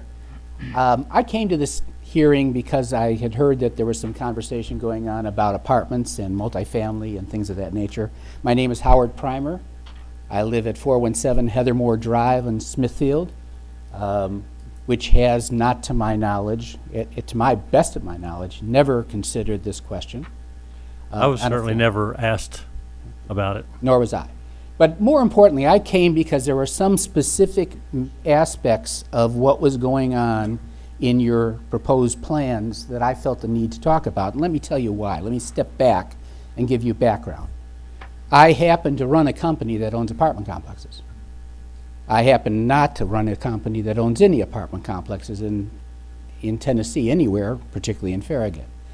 And so I know this business. Up until recently, I was on the board of the National Multi-Housing Council, which is comprised of all of the people who operate professionally multifamily. And I must tell you that my purpose for coming changed as I sat in this meeting. My purpose for coming was to really talk about some really fundamental problems that I have with the plans that you have and the limitations you have about multifamily, because I happen to be a single-family homeowner that shares with all of you as my neighbors the burden of being on Grigsby Chapel Road, particularly in the morning as I try to get out of the area, that sees traffic coming off of Kingston Pike onto onto Smith Road, then onto Grigsby Chapel Road, and sees that traffic traveling through that area. And I obviously feel that it's gotten heavily congested, so I really want to condemn you for allowing Turkey Creek ever to occur. Because without Turkey Creek, there was a big barrier there, and we never had those problems. But we're in a living world that is in a vital world. And it's important that we place vital fact in front of all of the innuendos and emotional statements that have been made here tonight. Multifamily is a substantial part of our housing stock in America. And I'm in the process of finishing a book about this subject, so I may be a little bit more informed than a lot of the people that spoke in this meeting tonight about multifamily. But multifamily has been a significant part of the housing stock in America for all of the time. And if you go to Europe, it's even more significant part of the housing stock there as well. What you need to understand is the demographics and the economics and the condensed reality of our society is making multifamily even more important. And the biases that exist about apartments being the site of burdens and low-income people and all of the things that I hear subtly suggested in these meetings is not true, particularly high-end multifamily. The two demographic groups that are gravitating aggressively towards living exclusively in multifamily are me, the baby boomers. They are finding multifamily as an appropriate way to do it, and I'll get to why in a second. And second of all, the millennials. Those two happen to be the largest demographic groups in America. They between them make up about 45 to 50% of our population. And the reason for both of them really is important is that multifamily is uniquely positioned to be the place where professional management is caring for not only the land, but the people that occupy the land. They are paid and sustained and encouraged to do a good job for them. They maintain their communities very well because they know that their rents are going to go down if they don't maintain those communities well. They maintain them with a high degree of professional care because more and more of the people that work in this industry are being trained and certified to work in this industry.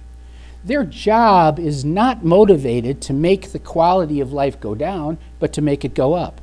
I can tell you that in many cases, the addition of a multifamily community, a high-end multifamily community in an area, increases property values because the care and influence that is put into maintaining that property and the high degree of architectural skill that is attached to that makes the look of that community even more attractive than it was before, because over time our architectural styles change and our tastes tend to diminish. What happens when a multifamily community comes into existence is all that changes. I will speak about one community that I owned up until 9 months ago. That was in the middle of 2,300 single-family homes, and it had 300 multifamily homes in the middle of this single-family community. I came into that community, bought it, added $7 million to improve it, and it dramatically changed the quality of the school across the street, the quality of the homes in the neighborhoods around it, because we acted as a stimulus to architectural improvements because of what we did to the landscaping, to the curb appeal. All of the things that are fundamental to being successful in this business are associated with making it attractive. And by making it attractive, it draws more and more people to it, and they're willing to pay more. That's the basic but fundamental value proposition that exists in our kind of society, which is you give me something of value, I'll pay more for it. You create something that doesn't have value, I'll pay less for it. And multifamily, when it's well run, does that. I believe you should spend more time in your zoning process, not only talking about some design elements and things of that nature that go into the front end, but more important than that is sustained value at the back end. Because what is really critical is not that the multifamily community is well built initially, but how's it going to look in 10 or 15 years? What are we doing to compel the owners to stand up and rise to a standard that is necessary so that in 10 or 15 years that value proposition hasn't shifted downwards as the age of the buildings get older, because that tends to take place. I will tell you that the probability is that most of the people that move into a multifamily community on Grigsby Chapel Road or on any other parcel of land that happens to be in the Farragut area are probably not going to have children. Multifamily does not generally attract a lot of childbearing children unless they're very young because of the nature of the size of the homes. These are homes that are attractive to my wife and I because we're now empty nesters, and Lord knows I'm tired of fixing the toilet. And the beauty of multifamily is you have professionals that'll come in the middle of the night and fix my toilet if I need it to be fixed. It's occupied by people who are looking for flexibility in their choices of housing, and they want it well run, and they want people to care for them that know what they're doing. So these are young people that don't want to commit to a certain area. They want to be able to know that they can move in and also know that if their circumstances change because their job opportunities change or their desire to live in some other part of the world changes, they have the ability to terminate that relationship and move somewhere else. Let me also speak to something that was said about Lanesboro. I don't run Lanesboro, but no multifamily is fully occupied. Full occupancy in multifamily language is 95% occupancy because you've got people moving in and moving out. Part of the business is fluctuation and change. So therefore, really the critical question isn't whether it's fully occupied, but by definition of multifamily standards, have they reached the point where their economic occupancy is going to be sufficient going forward to sustain it? And if it's not, they're going to change their ownership management. That's going to happen because that's how they're being compensated. If every one of our single-family homes were managed in the same way, we'd have much nicer neighborhoods. I live in a nice neighborhood, but there's a couple of homes in my neighborhood that are not maintained as well as the other homes in my neighborhood. Now, does that make me happy? It doesn't make me happy at all because it has an effect on the quality of my home. But professional management run by professional people who are spending tens of millions of dollars to own a piece of property and do something with it are going to consistently do what's in their best economic interest, which I submit to all of you in this room is in all of our economic best interests. So my coming to this meeting may have been motivated by talking about some of the restrictions and plans that you have, such as height limitations and things of that nature, where you're going to put cars if you put the smaller homes on the outside and you put the larger homes on the inside. Where are you going to put the cars? The best thing to do is put the cars in the middle. Well, if you're taking the middle land and that's where your highest density is going to be, and you're occupying that for the highest density, where are you going to put the cars? You're going to take advantage of the buffer and you're going to put them on the outsides of the property. That's what we would have to think about doing because we want to have as many homes in our community as possible because that's where economics come together. No multifamily community of less than about 200 units operates efficiently, because that's what you need in terms of a critical mass of revenue in order to have the best quality employees working for you. Generally, I buy communities that are 250 units or greater because of that very factor. But in good quality neighborhoods, I'll go as low as 160 because you're able to generate the higher revenues. But the fundamental fact that I wish to focus upon is there's a bias influencing this discussion. And the bias is the belief that somehow people who live in apartments are not of the same standard as me. I will tell you that the people who live in my apartments are paying significantly less than I pay in my mortgage payments, and many of them are of a much higher quality than me because they care. But they made the election to live in a multifamily community because they didn't want to worry about mowing their lawn. They didn't want to worry about all of the other things that affect all of our abilities to make decisions. They needed to be flexible. They wanted to lift off their backs the burdens of homeownership and put in somebody else's hands that burden. And that's my job, is to operate those multifamilies so that burden is mine and my team's and not the people who live in that community. That's a freedom that allows for the use of discretionary money that enhances the quality of our life. So my prediction in the book that I'm about to publish, my prediction is multifamily housing will represent 55 to 60% of the housing stock in America by the end of the next decade, because it allows for greater use of mass transit because you've got densities. It allows for more efficient use of infrastructure. It allows us to build better schooling systems and operating systems because you're putting people who are going to work in the schools in a place where they can live near their jobs, as opposed to having to drive long distances because that's all they can afford to live there. It's a sensible thing for this community to do. And I commend this board for taking on this challenge, knowing that there was going to be some emotional pushback, because Farragut deserves to be a place that represents and respects and embraces all economic groups. It doesn't necessarily have to be the person that owns $1 million house. It should also be the person that is working in our school as a school teacher so that they have a place to live that they can afford to live and get treated well. It should also represent people who have gotten to the end of their day and they want to sell their home so they can free up some capital and travel some and let somebody else manage that responsibility of their home. It should represent the young person who is looking for a place to live that came out of our Farragut High School, which is where my daughter came out of, that wants to stay in the community but can't afford to stay in the community and wants the flexibility to know as her circumstances and her professional opportunities change that she's not going to be locked into a piece of real estate. A smart community adjusts itself to respect all of those things.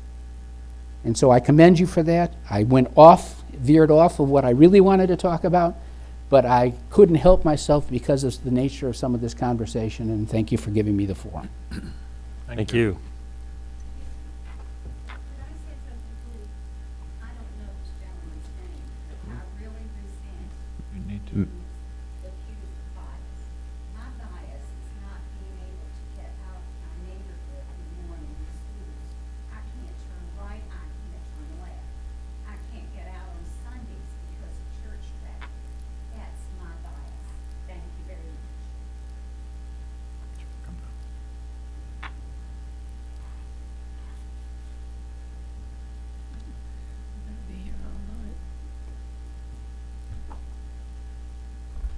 My name is Harshal Upadhyay, 11705 Chapel Glen Lane. I'm going to stick to this topic, not to whether there is an apartment complex or not. What my problem is just with the traffic. How is that going to be solved? If whether there is an apartment complex there or not, don't really care about it. What I care about is how is the traffic problem solved. And here's the background that I can give. I'll be living in Farragut for 2 years next week. And thank you all for making Farragut the great place that it is. I love it. But when I decided to sign on that contract, the first thing that people at work asked me is, how are you going to get off of Grisby Chapel Road onto Campbell Station? And that just gave me like jitters, like, oh man, did I do the wrong thing here? And I did. For 13 days, I used to come to the neighborhood that I live in, Chapel Glen, turn around and try to get back on Grisby Chapel. And I thought there is inconvenience, but that's okay. I'm going to live in Farragut. And that was a great thing. And that's why I signed up, basically. Now, if there is something in future, I know it's not, again, I understand. It's not a done deal or anything like that. We're not even talking about it. But if there is something that has the possibility of adding more traffic, I'm nervous now. That's my concern. And the second thought that I had was, why is that part of the Grisby Chapel, just from Campbell Station to Fred's Road, considered a minor artery? Why is not the entire Grisby Chapel considered? What happened at Fred's Road? What changed at Fred's? And maybe in between, like if I go 100 feet the other way towards Kingston Pike, what changed? Did the road change? It's still the same road. It's still the same width. I don't understand that. I'm just trying to get an answer. And to the gentleman who talked in favor of apartments, I'm with him on some points. I lived in apartments for 14 years. I understand what he's talking about. I understand everything that went on. But that doesn't mean that I want to be promoting apartments. I lived there. The only reason that I never wanted to live in an apartment but had to was job situations, just changing jobs, getting better, things like that. And now that I am living in Knoxville for a few years and I understand that this is the place I want to live, I want to live in the best place, happens to be Farragut, and I'm loving it. I just want to keep loving it, and hopefully y'all are qualified, very well qualified professionals. You know what you're doing. I don't have any doubts on that. Just take best decisions in the people who live in Farragut. That's my suggestion. Thank you. Thank you. What's the answer to that? Road, arterial. Anyone? Any others? That was all the comment cards we had, Mayor. All right. Well, we got to vote on something, so any more discussion among the board? I think we have a motion and a second already, do we not? I heard one. Yeah, Bob seconded it. Mhm. Is that correct, Bob? Yes. Yeah. All right. All in favor, say aye. Aye. Aye. Any opposed? All right, that was the first of three.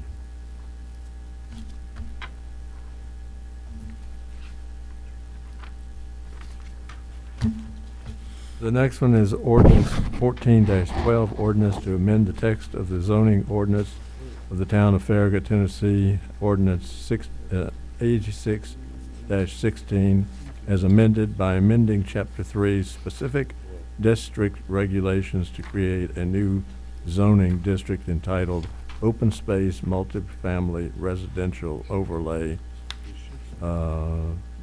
pursuant to, as authorized pursuant to Section 13-4, 201, Tennessee Code annotated.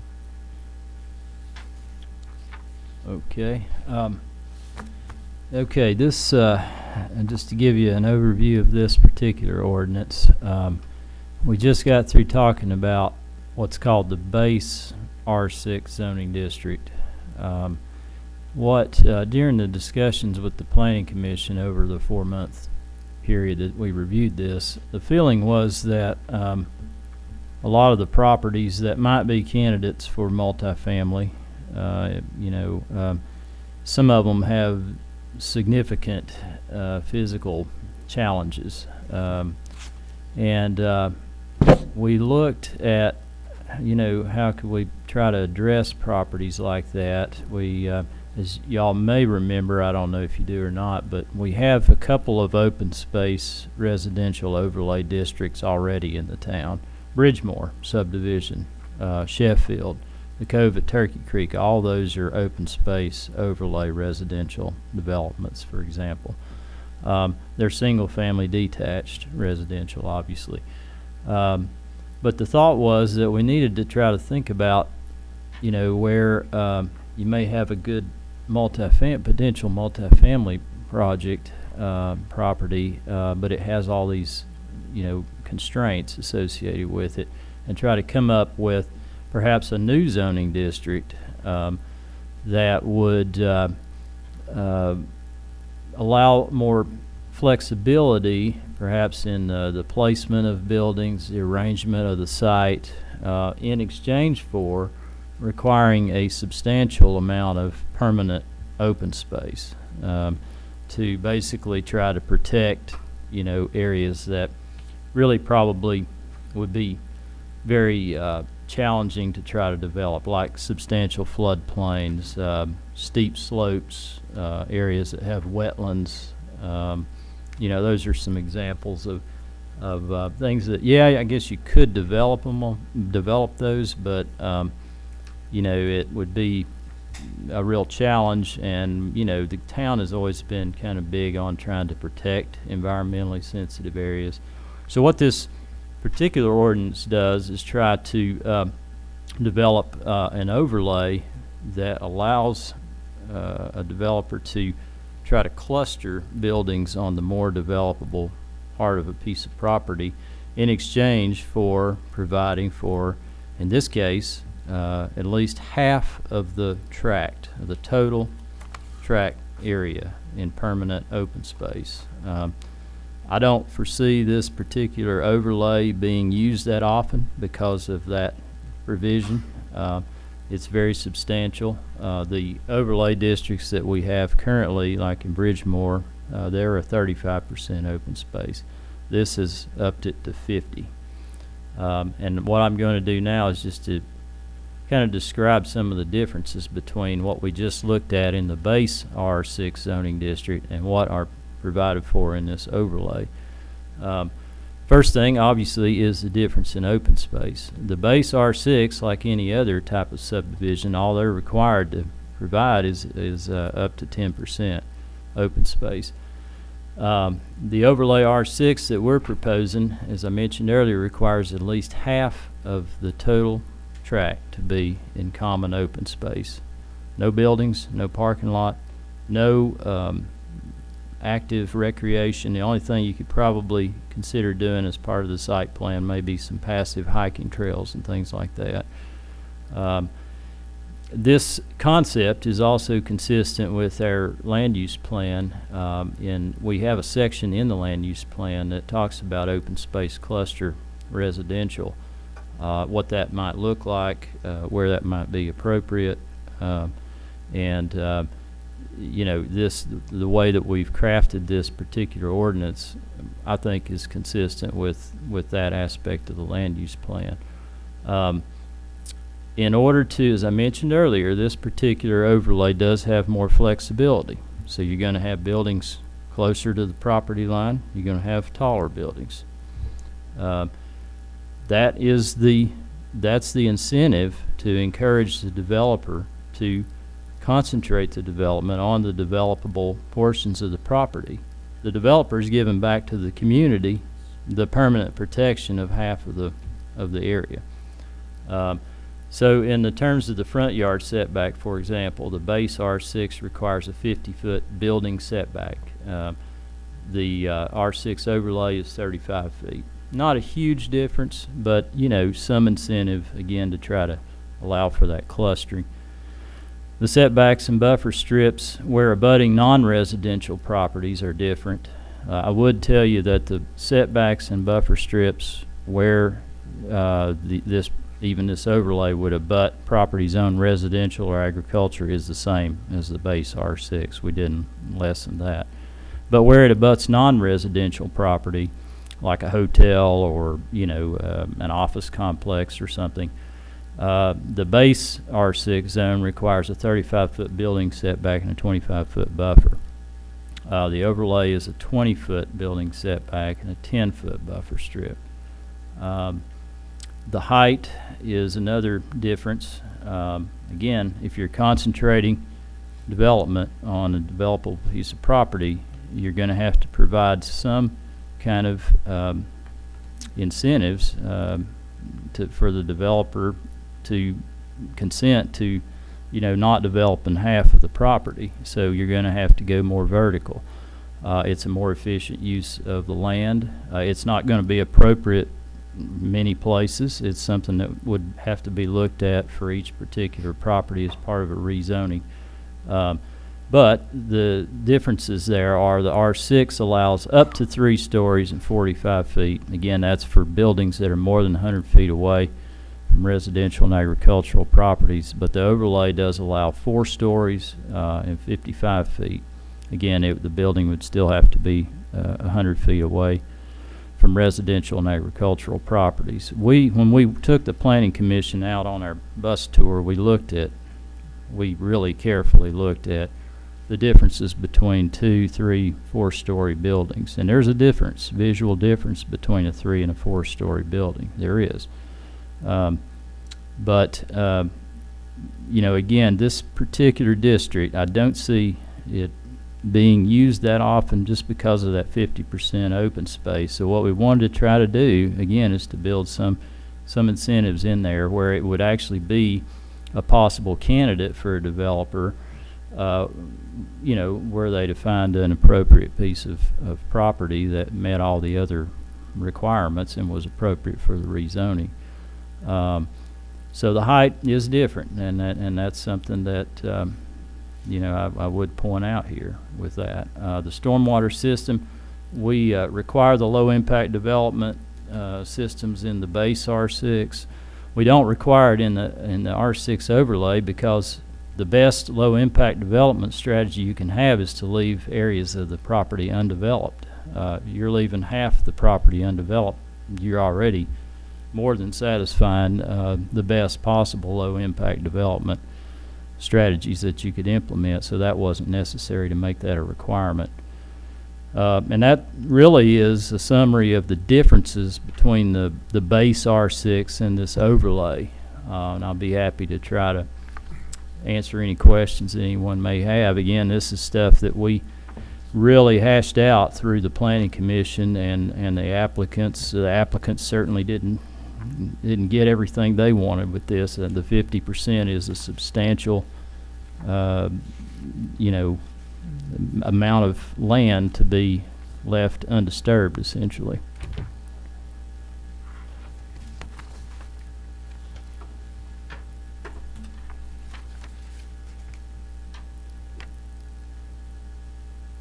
Is there anybody to speak on Any this? discussion?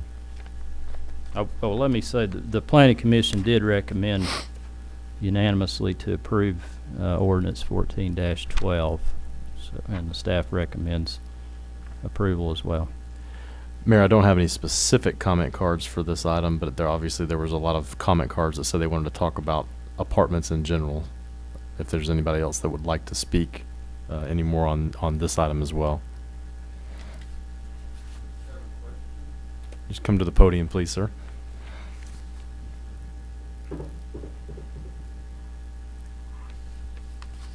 I just had a question specifically to the overlay district. Do you have those annotated on the map on the comprehensive land use plan as you did for the other, or the overlays, potentially the same areas for the medium density that you were showing on that? We do have the open space.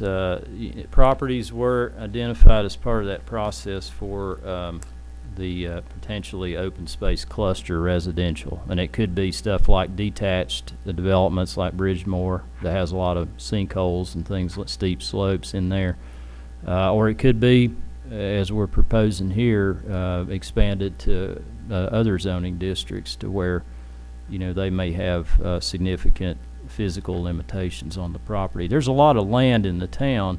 Most of the really developable land has probably already been developed. that was kind of the feeling about this overlay, is that we, you know, there might be some areas, particularly around what could become a downtown, where there's a lot of floodplain, for example, you know, and we were just trying to fit something in that could apply to different layers of residential type of developments. But those type of properties are identified on the comprehensive land use plan map. I think they're called open space cluster residential. They're in all different parts of the town. But as with the base R6, to rezone it to this overlay, you still have to meet whatever base requirements are in effect. For example, the property would still have to front on an arterial roadway. Somebody couldn't try to rezone a piece of property.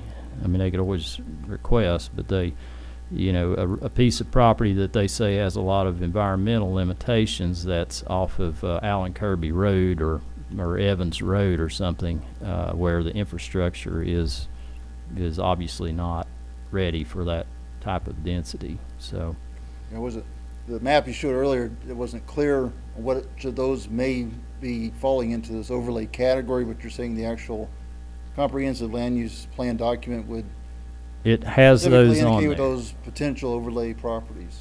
Yes, it has that on there, and that plan is on our website. You know, it's all available there. The maps are there. The descriptions, the land use descriptions for the different types of uses that are described in the land use plan are there. So I would, you know, encourage you to look at that. But just because properties are shown on that plan as open space cluster residential, that don't necessarily mean they're good candidates for what we're looking at in this ordinance. Yeah, I'd say my primary concern would be the height elevation at. And we would have to look at that. We'd have to look at what the surrounding plan of development is, you know. And again, we would look at transitions. We would look at compatibility with the surrounding plan of development. But again, as I mentioned earlier, this particular zoning overlay, I think has more open space requirement than any zoning district that I'm personally aware of in the state. I don't know of any zoning district that has 50% open space as a requirement. There might be some out there, but I think that's something that a developer, when they're looking at a piece of property, is they're going to have to really, you know, think about. Just since it is a new district, in fact, they would have to request a zoning change to become an overlay at this point. Then very good. Yes. Okay. Yes, they would. Thank you. That's all the questions I have. We need your name and address. Sean Ballard, 11627 Autumn Glade Lane. Very good. Thanks. Thank you. Come on down. Now I have to put on my worry about the details hat. I think you said when you were talking about the untouched, I mean the natural areas, that it was untouched. That needs to be clarified. We could not, as a developer, as an owner, leave 50% of our property untouched, because that means it's going to start to get overgrown. The landscaping is not going to get controlled the way it needs to be controlled. Your environmental values are going to start to affect the quality of the community.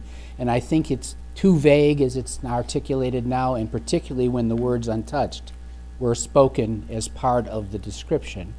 I think there's a need to be clear that it's left undeveloped, but not untouched. That's a good and valid point. How can we address that language, Mark?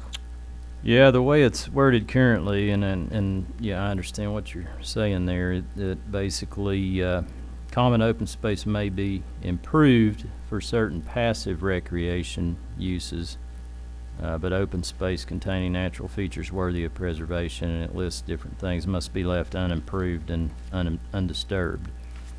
I mean, part of the thought process with these properties was that, like for example, you know, if you had a property that had a substantial floodplain there, that you would probably arrange the buildings so that many of the buildings faced out to that kind of undisturbed natural area. You wouldn't want to go in and maintain it, really, you know. There are things that we at the staff level and have always allowed people to do, you know, in terms of like buffer strips, for example. You know, technically they're supposed to be undisturbed, but if you have an existing tree-covered buffer strip, sometimes if you don't allow somebody to go in and take vines and invasive material out of that area and thin it out, not take trees down, but I'm just talking about thinning out vines and things that those things are going to grow up into the trees, and they're eventually going to kill the trees, and then your whole buffer strip has been compromised. So a lot of that is, you know, untouched. Is not really the intent. It's and you know, we can, if there needs to be more clear wording in there, certainly we can entertain that. And the specific circumstances are going to define the Yes. specific needs. Yes, they would. But even trees, on a property that I owned in Florida, we had trees that were growing up and pushing out the quality trees because they were more aggressive growers and they were becoming invasive. Those trees needed to go in order to preserve the higher quality trees that were inherently in the space anyway. So you've got to be careful that you don't overly generalize what is and is not touched. And I can assure you that if they're a good developer partner, they're going to optimize the inherent value proposition as much as they possibly can, because it goes to the economic value of the real estate in general. But you've got to be careful that you don't already embed in the language of your ordinance language that makes it impossible without a variance to go and just clean the place up.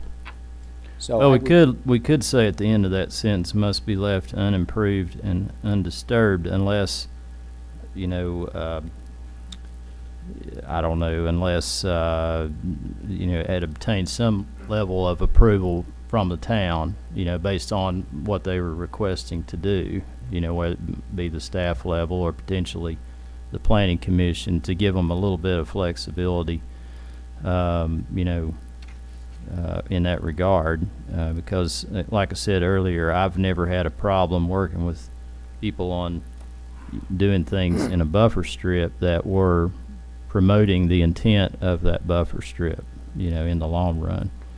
And some people like to manicure the buffer strips, and that's okay. We looked at some of those on our tour, and some like to just let it go, and that's okay too. But the potential issue with that is, you know, like I said earlier, it can compromise. I didn't draft your ordinance. May I suggest, as just a friendly gesture, that you basically say may be maintained in cooperation with the city or with whomever you want to point that to, because the cooperative nature of that is inherently sound. But to have language that is restrictive to begin with makes it difficult then, because you then have the inherent inertia consequence when you try to go in and do something to improve upon something. Should we consider tweaking this and bringing it back? Well, Mayor, I think if the board is wanting to, it's obviously up to everybody here, but if the board wants to tweak this ordinance, I think rather than trying to figure out the wording tonight, what you can do is make a motion to approve, subject to some amendments regarding the common open space requirements, and we can go back and make those changes and get those to you for the second reading. All right. So You know, I think we're on Unless you the have- same page on the intent here, so I'd like that strategy. I'll make that motion. I'll second. all in favor say aye. Aye. Aye. Any And I would opposed? say if you've got some specific wording, I'd entertain your help.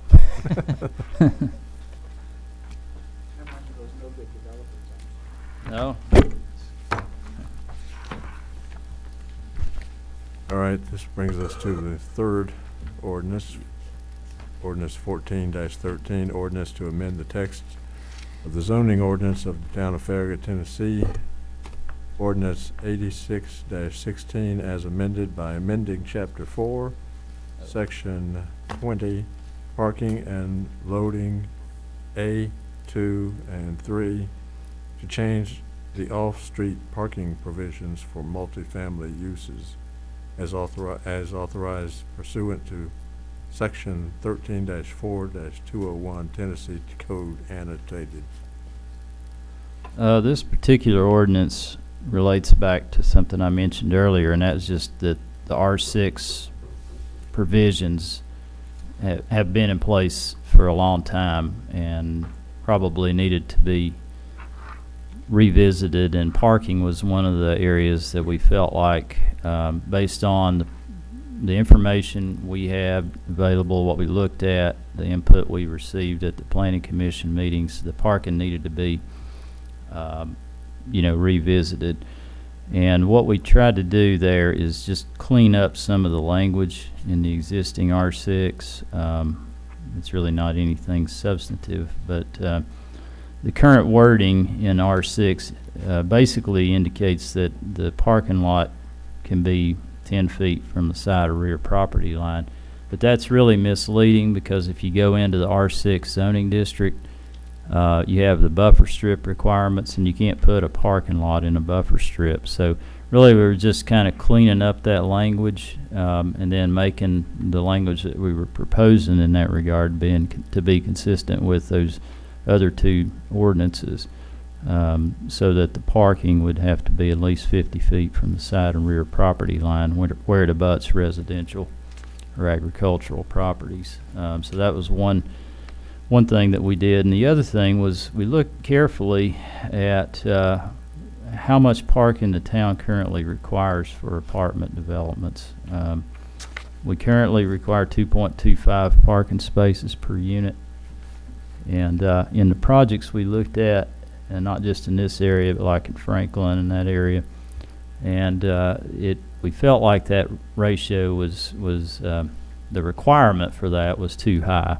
Somebody could certainly put in that amount of parking if they wanted to, but we felt like a better approach would be to look at what the market demands are currently based on most multifamily projects that are being built in comparable communities, and it seemed like an average around 1.75 parking spaces per unit was a good number.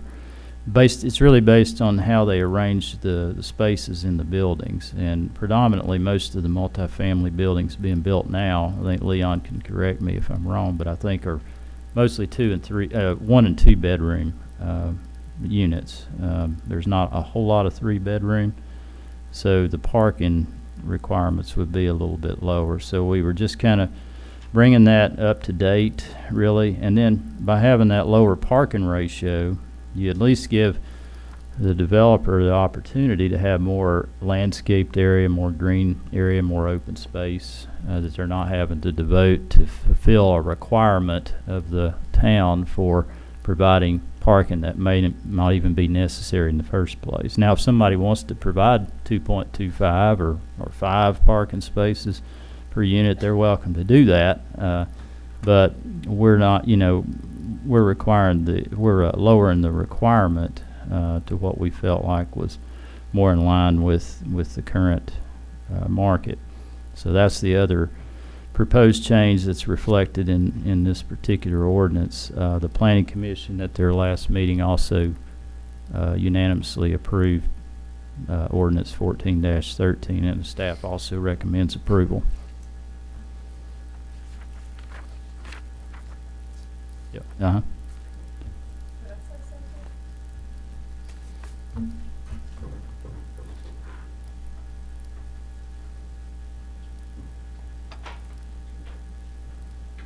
This will be short. Bob Markley asked if we had a specific example of what I was talking about, and I do. Anyhow, I know where we are in this process, but I would like to address that, Bob. I did sell some houses in Chapel Glen. Chapel Glen, one side of the road, backs up to Lanesboro. That was the side of the road that people didn't want to buy on. I think you should realize that. So there was credibility in what I said. There was some substance to that. And one other thing, I want to defend myself. When I said something, I was not being racial or anything. When I said what I did, I was referring to the fact that when I sell houses, I can't discuss race, color, creed. There are like 50 things I can't discuss, and one was schools. And what I was addressing was the fact I can't say Farragut has the best schools. So I wasn't doing anything other than telling you that they have to go to the website. I can't say Farragut has the best schools. That's just not acceptable. And I thank you very much. I don't know the gentleman back here, but I do notice he doesn't even live in the state where he owns apartments. I think that's interesting.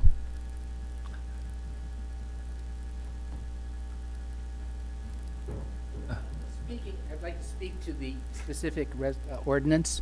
And I brought this up in my overall comments before because I was addressing this particular issue and got carried away. By the way, apartments are owned by foreign governments, by institutions like pension plans. They're owned by all sorts of people that don't necessarily live there, but the people who work there live in that area or sometimes in that community. But my concern about this particular provision, not the 1.75, I really enthusiastically endorse that. I think there is a legitimate concern about multifamily where the parking is forced to the exterior elements, the perimeter, because as you drive by, it looks like you're looking at a parking lot. And it is unattractive. And that really is something I think you should pay attention to. And so the intent here is to try not to have parking be in the exterior. But you have put in your height limitations a matter that makes a conflict start to occur between your intent to get rid of the parking as a visible part of it and putting it somewhere else. Many multifamily communities today, the newer, more modern multifamily communities today, are built like a donut, where they actually pack the parking in the middle, particularly if it goes up through elevation, so they can get more parking into a smaller area, and people who are on the third floor can actually park on the third floor, walk to the perimeter, and then get into the buildings. But when you drive by, all you see is a beautiful physical structure. When you have your kind of ordinance and written in the way it's written, and you're making the emphasis about the height restrictions, put the nicer or the higher elevation buildings in the middle and the lower elevation on the perimeters, you are now competing with this idea of getting parking outside of your sight lines. We all want to live in a beautiful community. I certainly do. And parking tends to make it less attractive. And we need to think, you need to think, about creating incentives to encourage people to create the most attractive location that people can come to and sustain that attractiveness throughout as long a period of time as you can. And this parking question about height limitation is a tension that you need to pay attention to.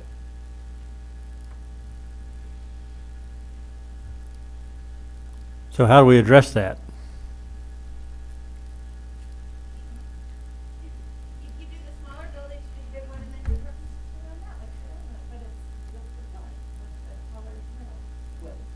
Well, again, in the ordinances, we were trying to, again, follow the concepts outlined in the comprehensive plan. And this idea of transitioning, and that deals namely with visual compatibility between different density of different types of residential densities. That's where that, and I understand what you're talking about with having taller buildings interior. You know, there's just no way to, it's very difficult to satisfy both of those requirements. We did think it's important to protect our existing residential communities by having these height transitions rather than having the taller buildings on the periphery.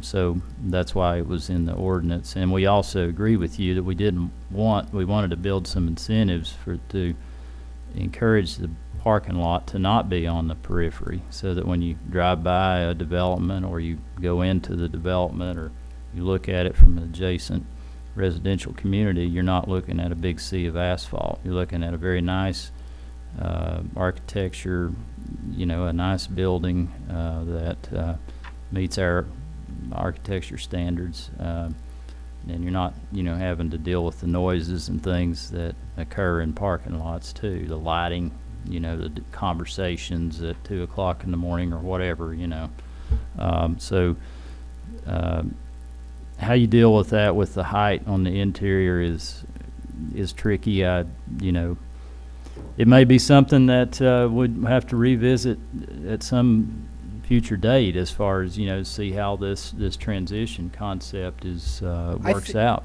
I encourage the objective, where you have a residential community and you're putting in a multifamily community next door and you don't pay attention to that, it tends to make the two sit uncomfortably next to each other, which goes to something you were saying before. Multifamily doesn't necessarily have to be an unattractive neighbor, because multifamily can have some extraordinary landscaping. We spend fortune on landscaping. It's inherent in what our budgets are. It's something we have to do all the time. So you need to create a trade-off somewhere that allows the perimeters that are abutting residential to have a greater landscaping burden, so that the compromise is that you don't then have this, because what it is right now, as I read your ordinance, it's an absolute, that the buildings that are on the side of the property that is abutting a residential, no matter where they're located, needs to have a lower height element to it. But if they're 100 feet in or 200 feet in and there's a lot of nice landscaping there, then it makes it no sense at all to have that limited height just because it's the first building next to a residential. Well, it's the buildings that are within 100 feet of the periphery. That's how it's worded. So then what you need to make it clear that that makes that area then an adequate buffer. It didn't read it that way to me. And so the impression I had was that inherently, as long as the site was next to a residential or an agricultural area, that the first line of buildings had to be lower heights.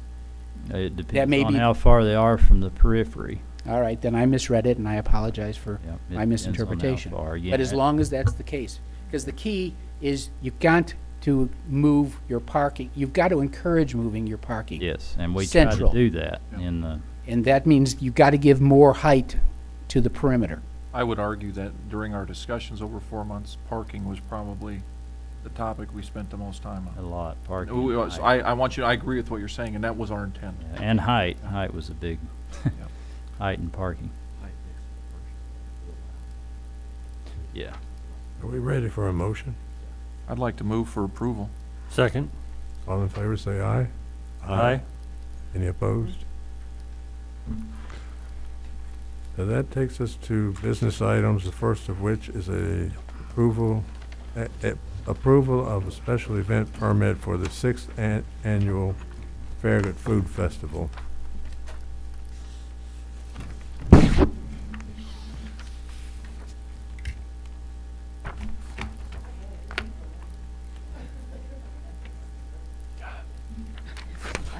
I kind of wish we had some food right now. I'm about ready to get breakfast. Yeah. I'm getting hungry.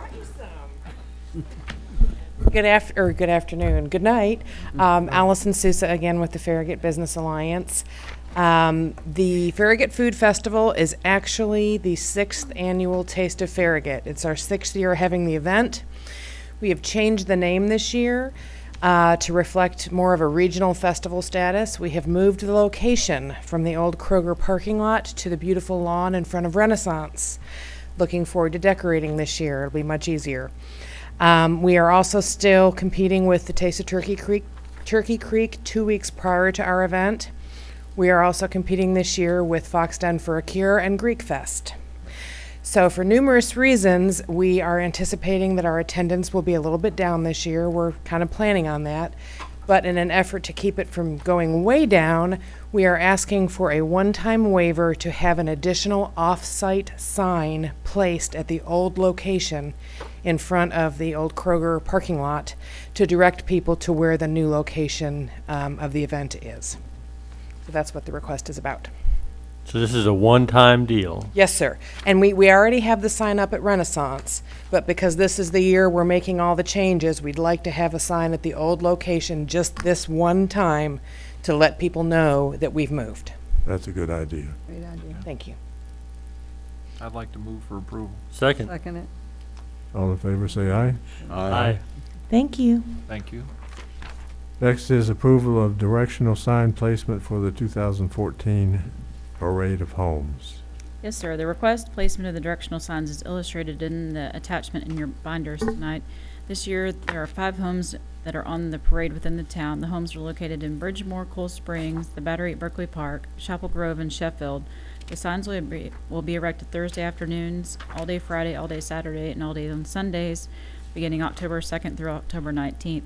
Staff recommends approval of the proposed placement of the special event signage within the town of Farragut's right-of-way for the 2014 Parade of Homes. I'll make a motion for approval of this, special event sign for the 2014 Parade of Homes. I'll second. All in favor, say aye. Aye. Any opposed? Third is approval of appointments to the Parks and Athletic Council, the Visual Resources Review Board, and the Economic Development Committee. Yes, sir. At the June 26th meeting, the board approved a slate of applicants for the various town committees. All vacancies in the named committees are for a 1-year appointment expiring in June of 2015. John Srachin has applied for the Parks and Athletics, Jeannie Stowe for the VRB, and Bruce Williamson for the EDC. Motion is to approve John Srachin, I don't know, to the Parks and Athletics Council, Jeannie Stowe to the VRB, and Bruce Williamson to the Economic Development Committee. I'll move for approval. I'll second it. All in favor, say aye. Aye. And we come to the town administrator's report. Mayor, I just wanted to make sure all of the board knows about our employee picnic coming up on Friday, September the 26th at McPhee Park. Wanted to make sure y'all put it on your calendar so you can be there. It's a luncheon out there, starts about 11:30, and have a good time with all the employees. And then also on September the 28th, which is Sunday of that week, we have our first ever Public Lands Day, a new event that we're going to be doing here at the town, and that's going to be both at Founders Park at Campbell Station and also at the new outdoor classroom. So we're going to have events going on at both of those locations. That starts at 1:30 on Sunday, September 28th. I'll mention both of those again at our next meeting, but you'll want to put those on your calendar. Okay. That's all I have. The outdoor classroom is open for business. The outdoor classroom, I believe, is done. All of the substantial completion is done except for the landscaping. They still have to come back in October and do the landscaping, but the bulk of all the things that are in the park are ready to go. Okay. And we have no town attorney tonight, so we are adjourned. The outdoor classrooms, it looks a little barren right now. Give it, we'll have to wait till October.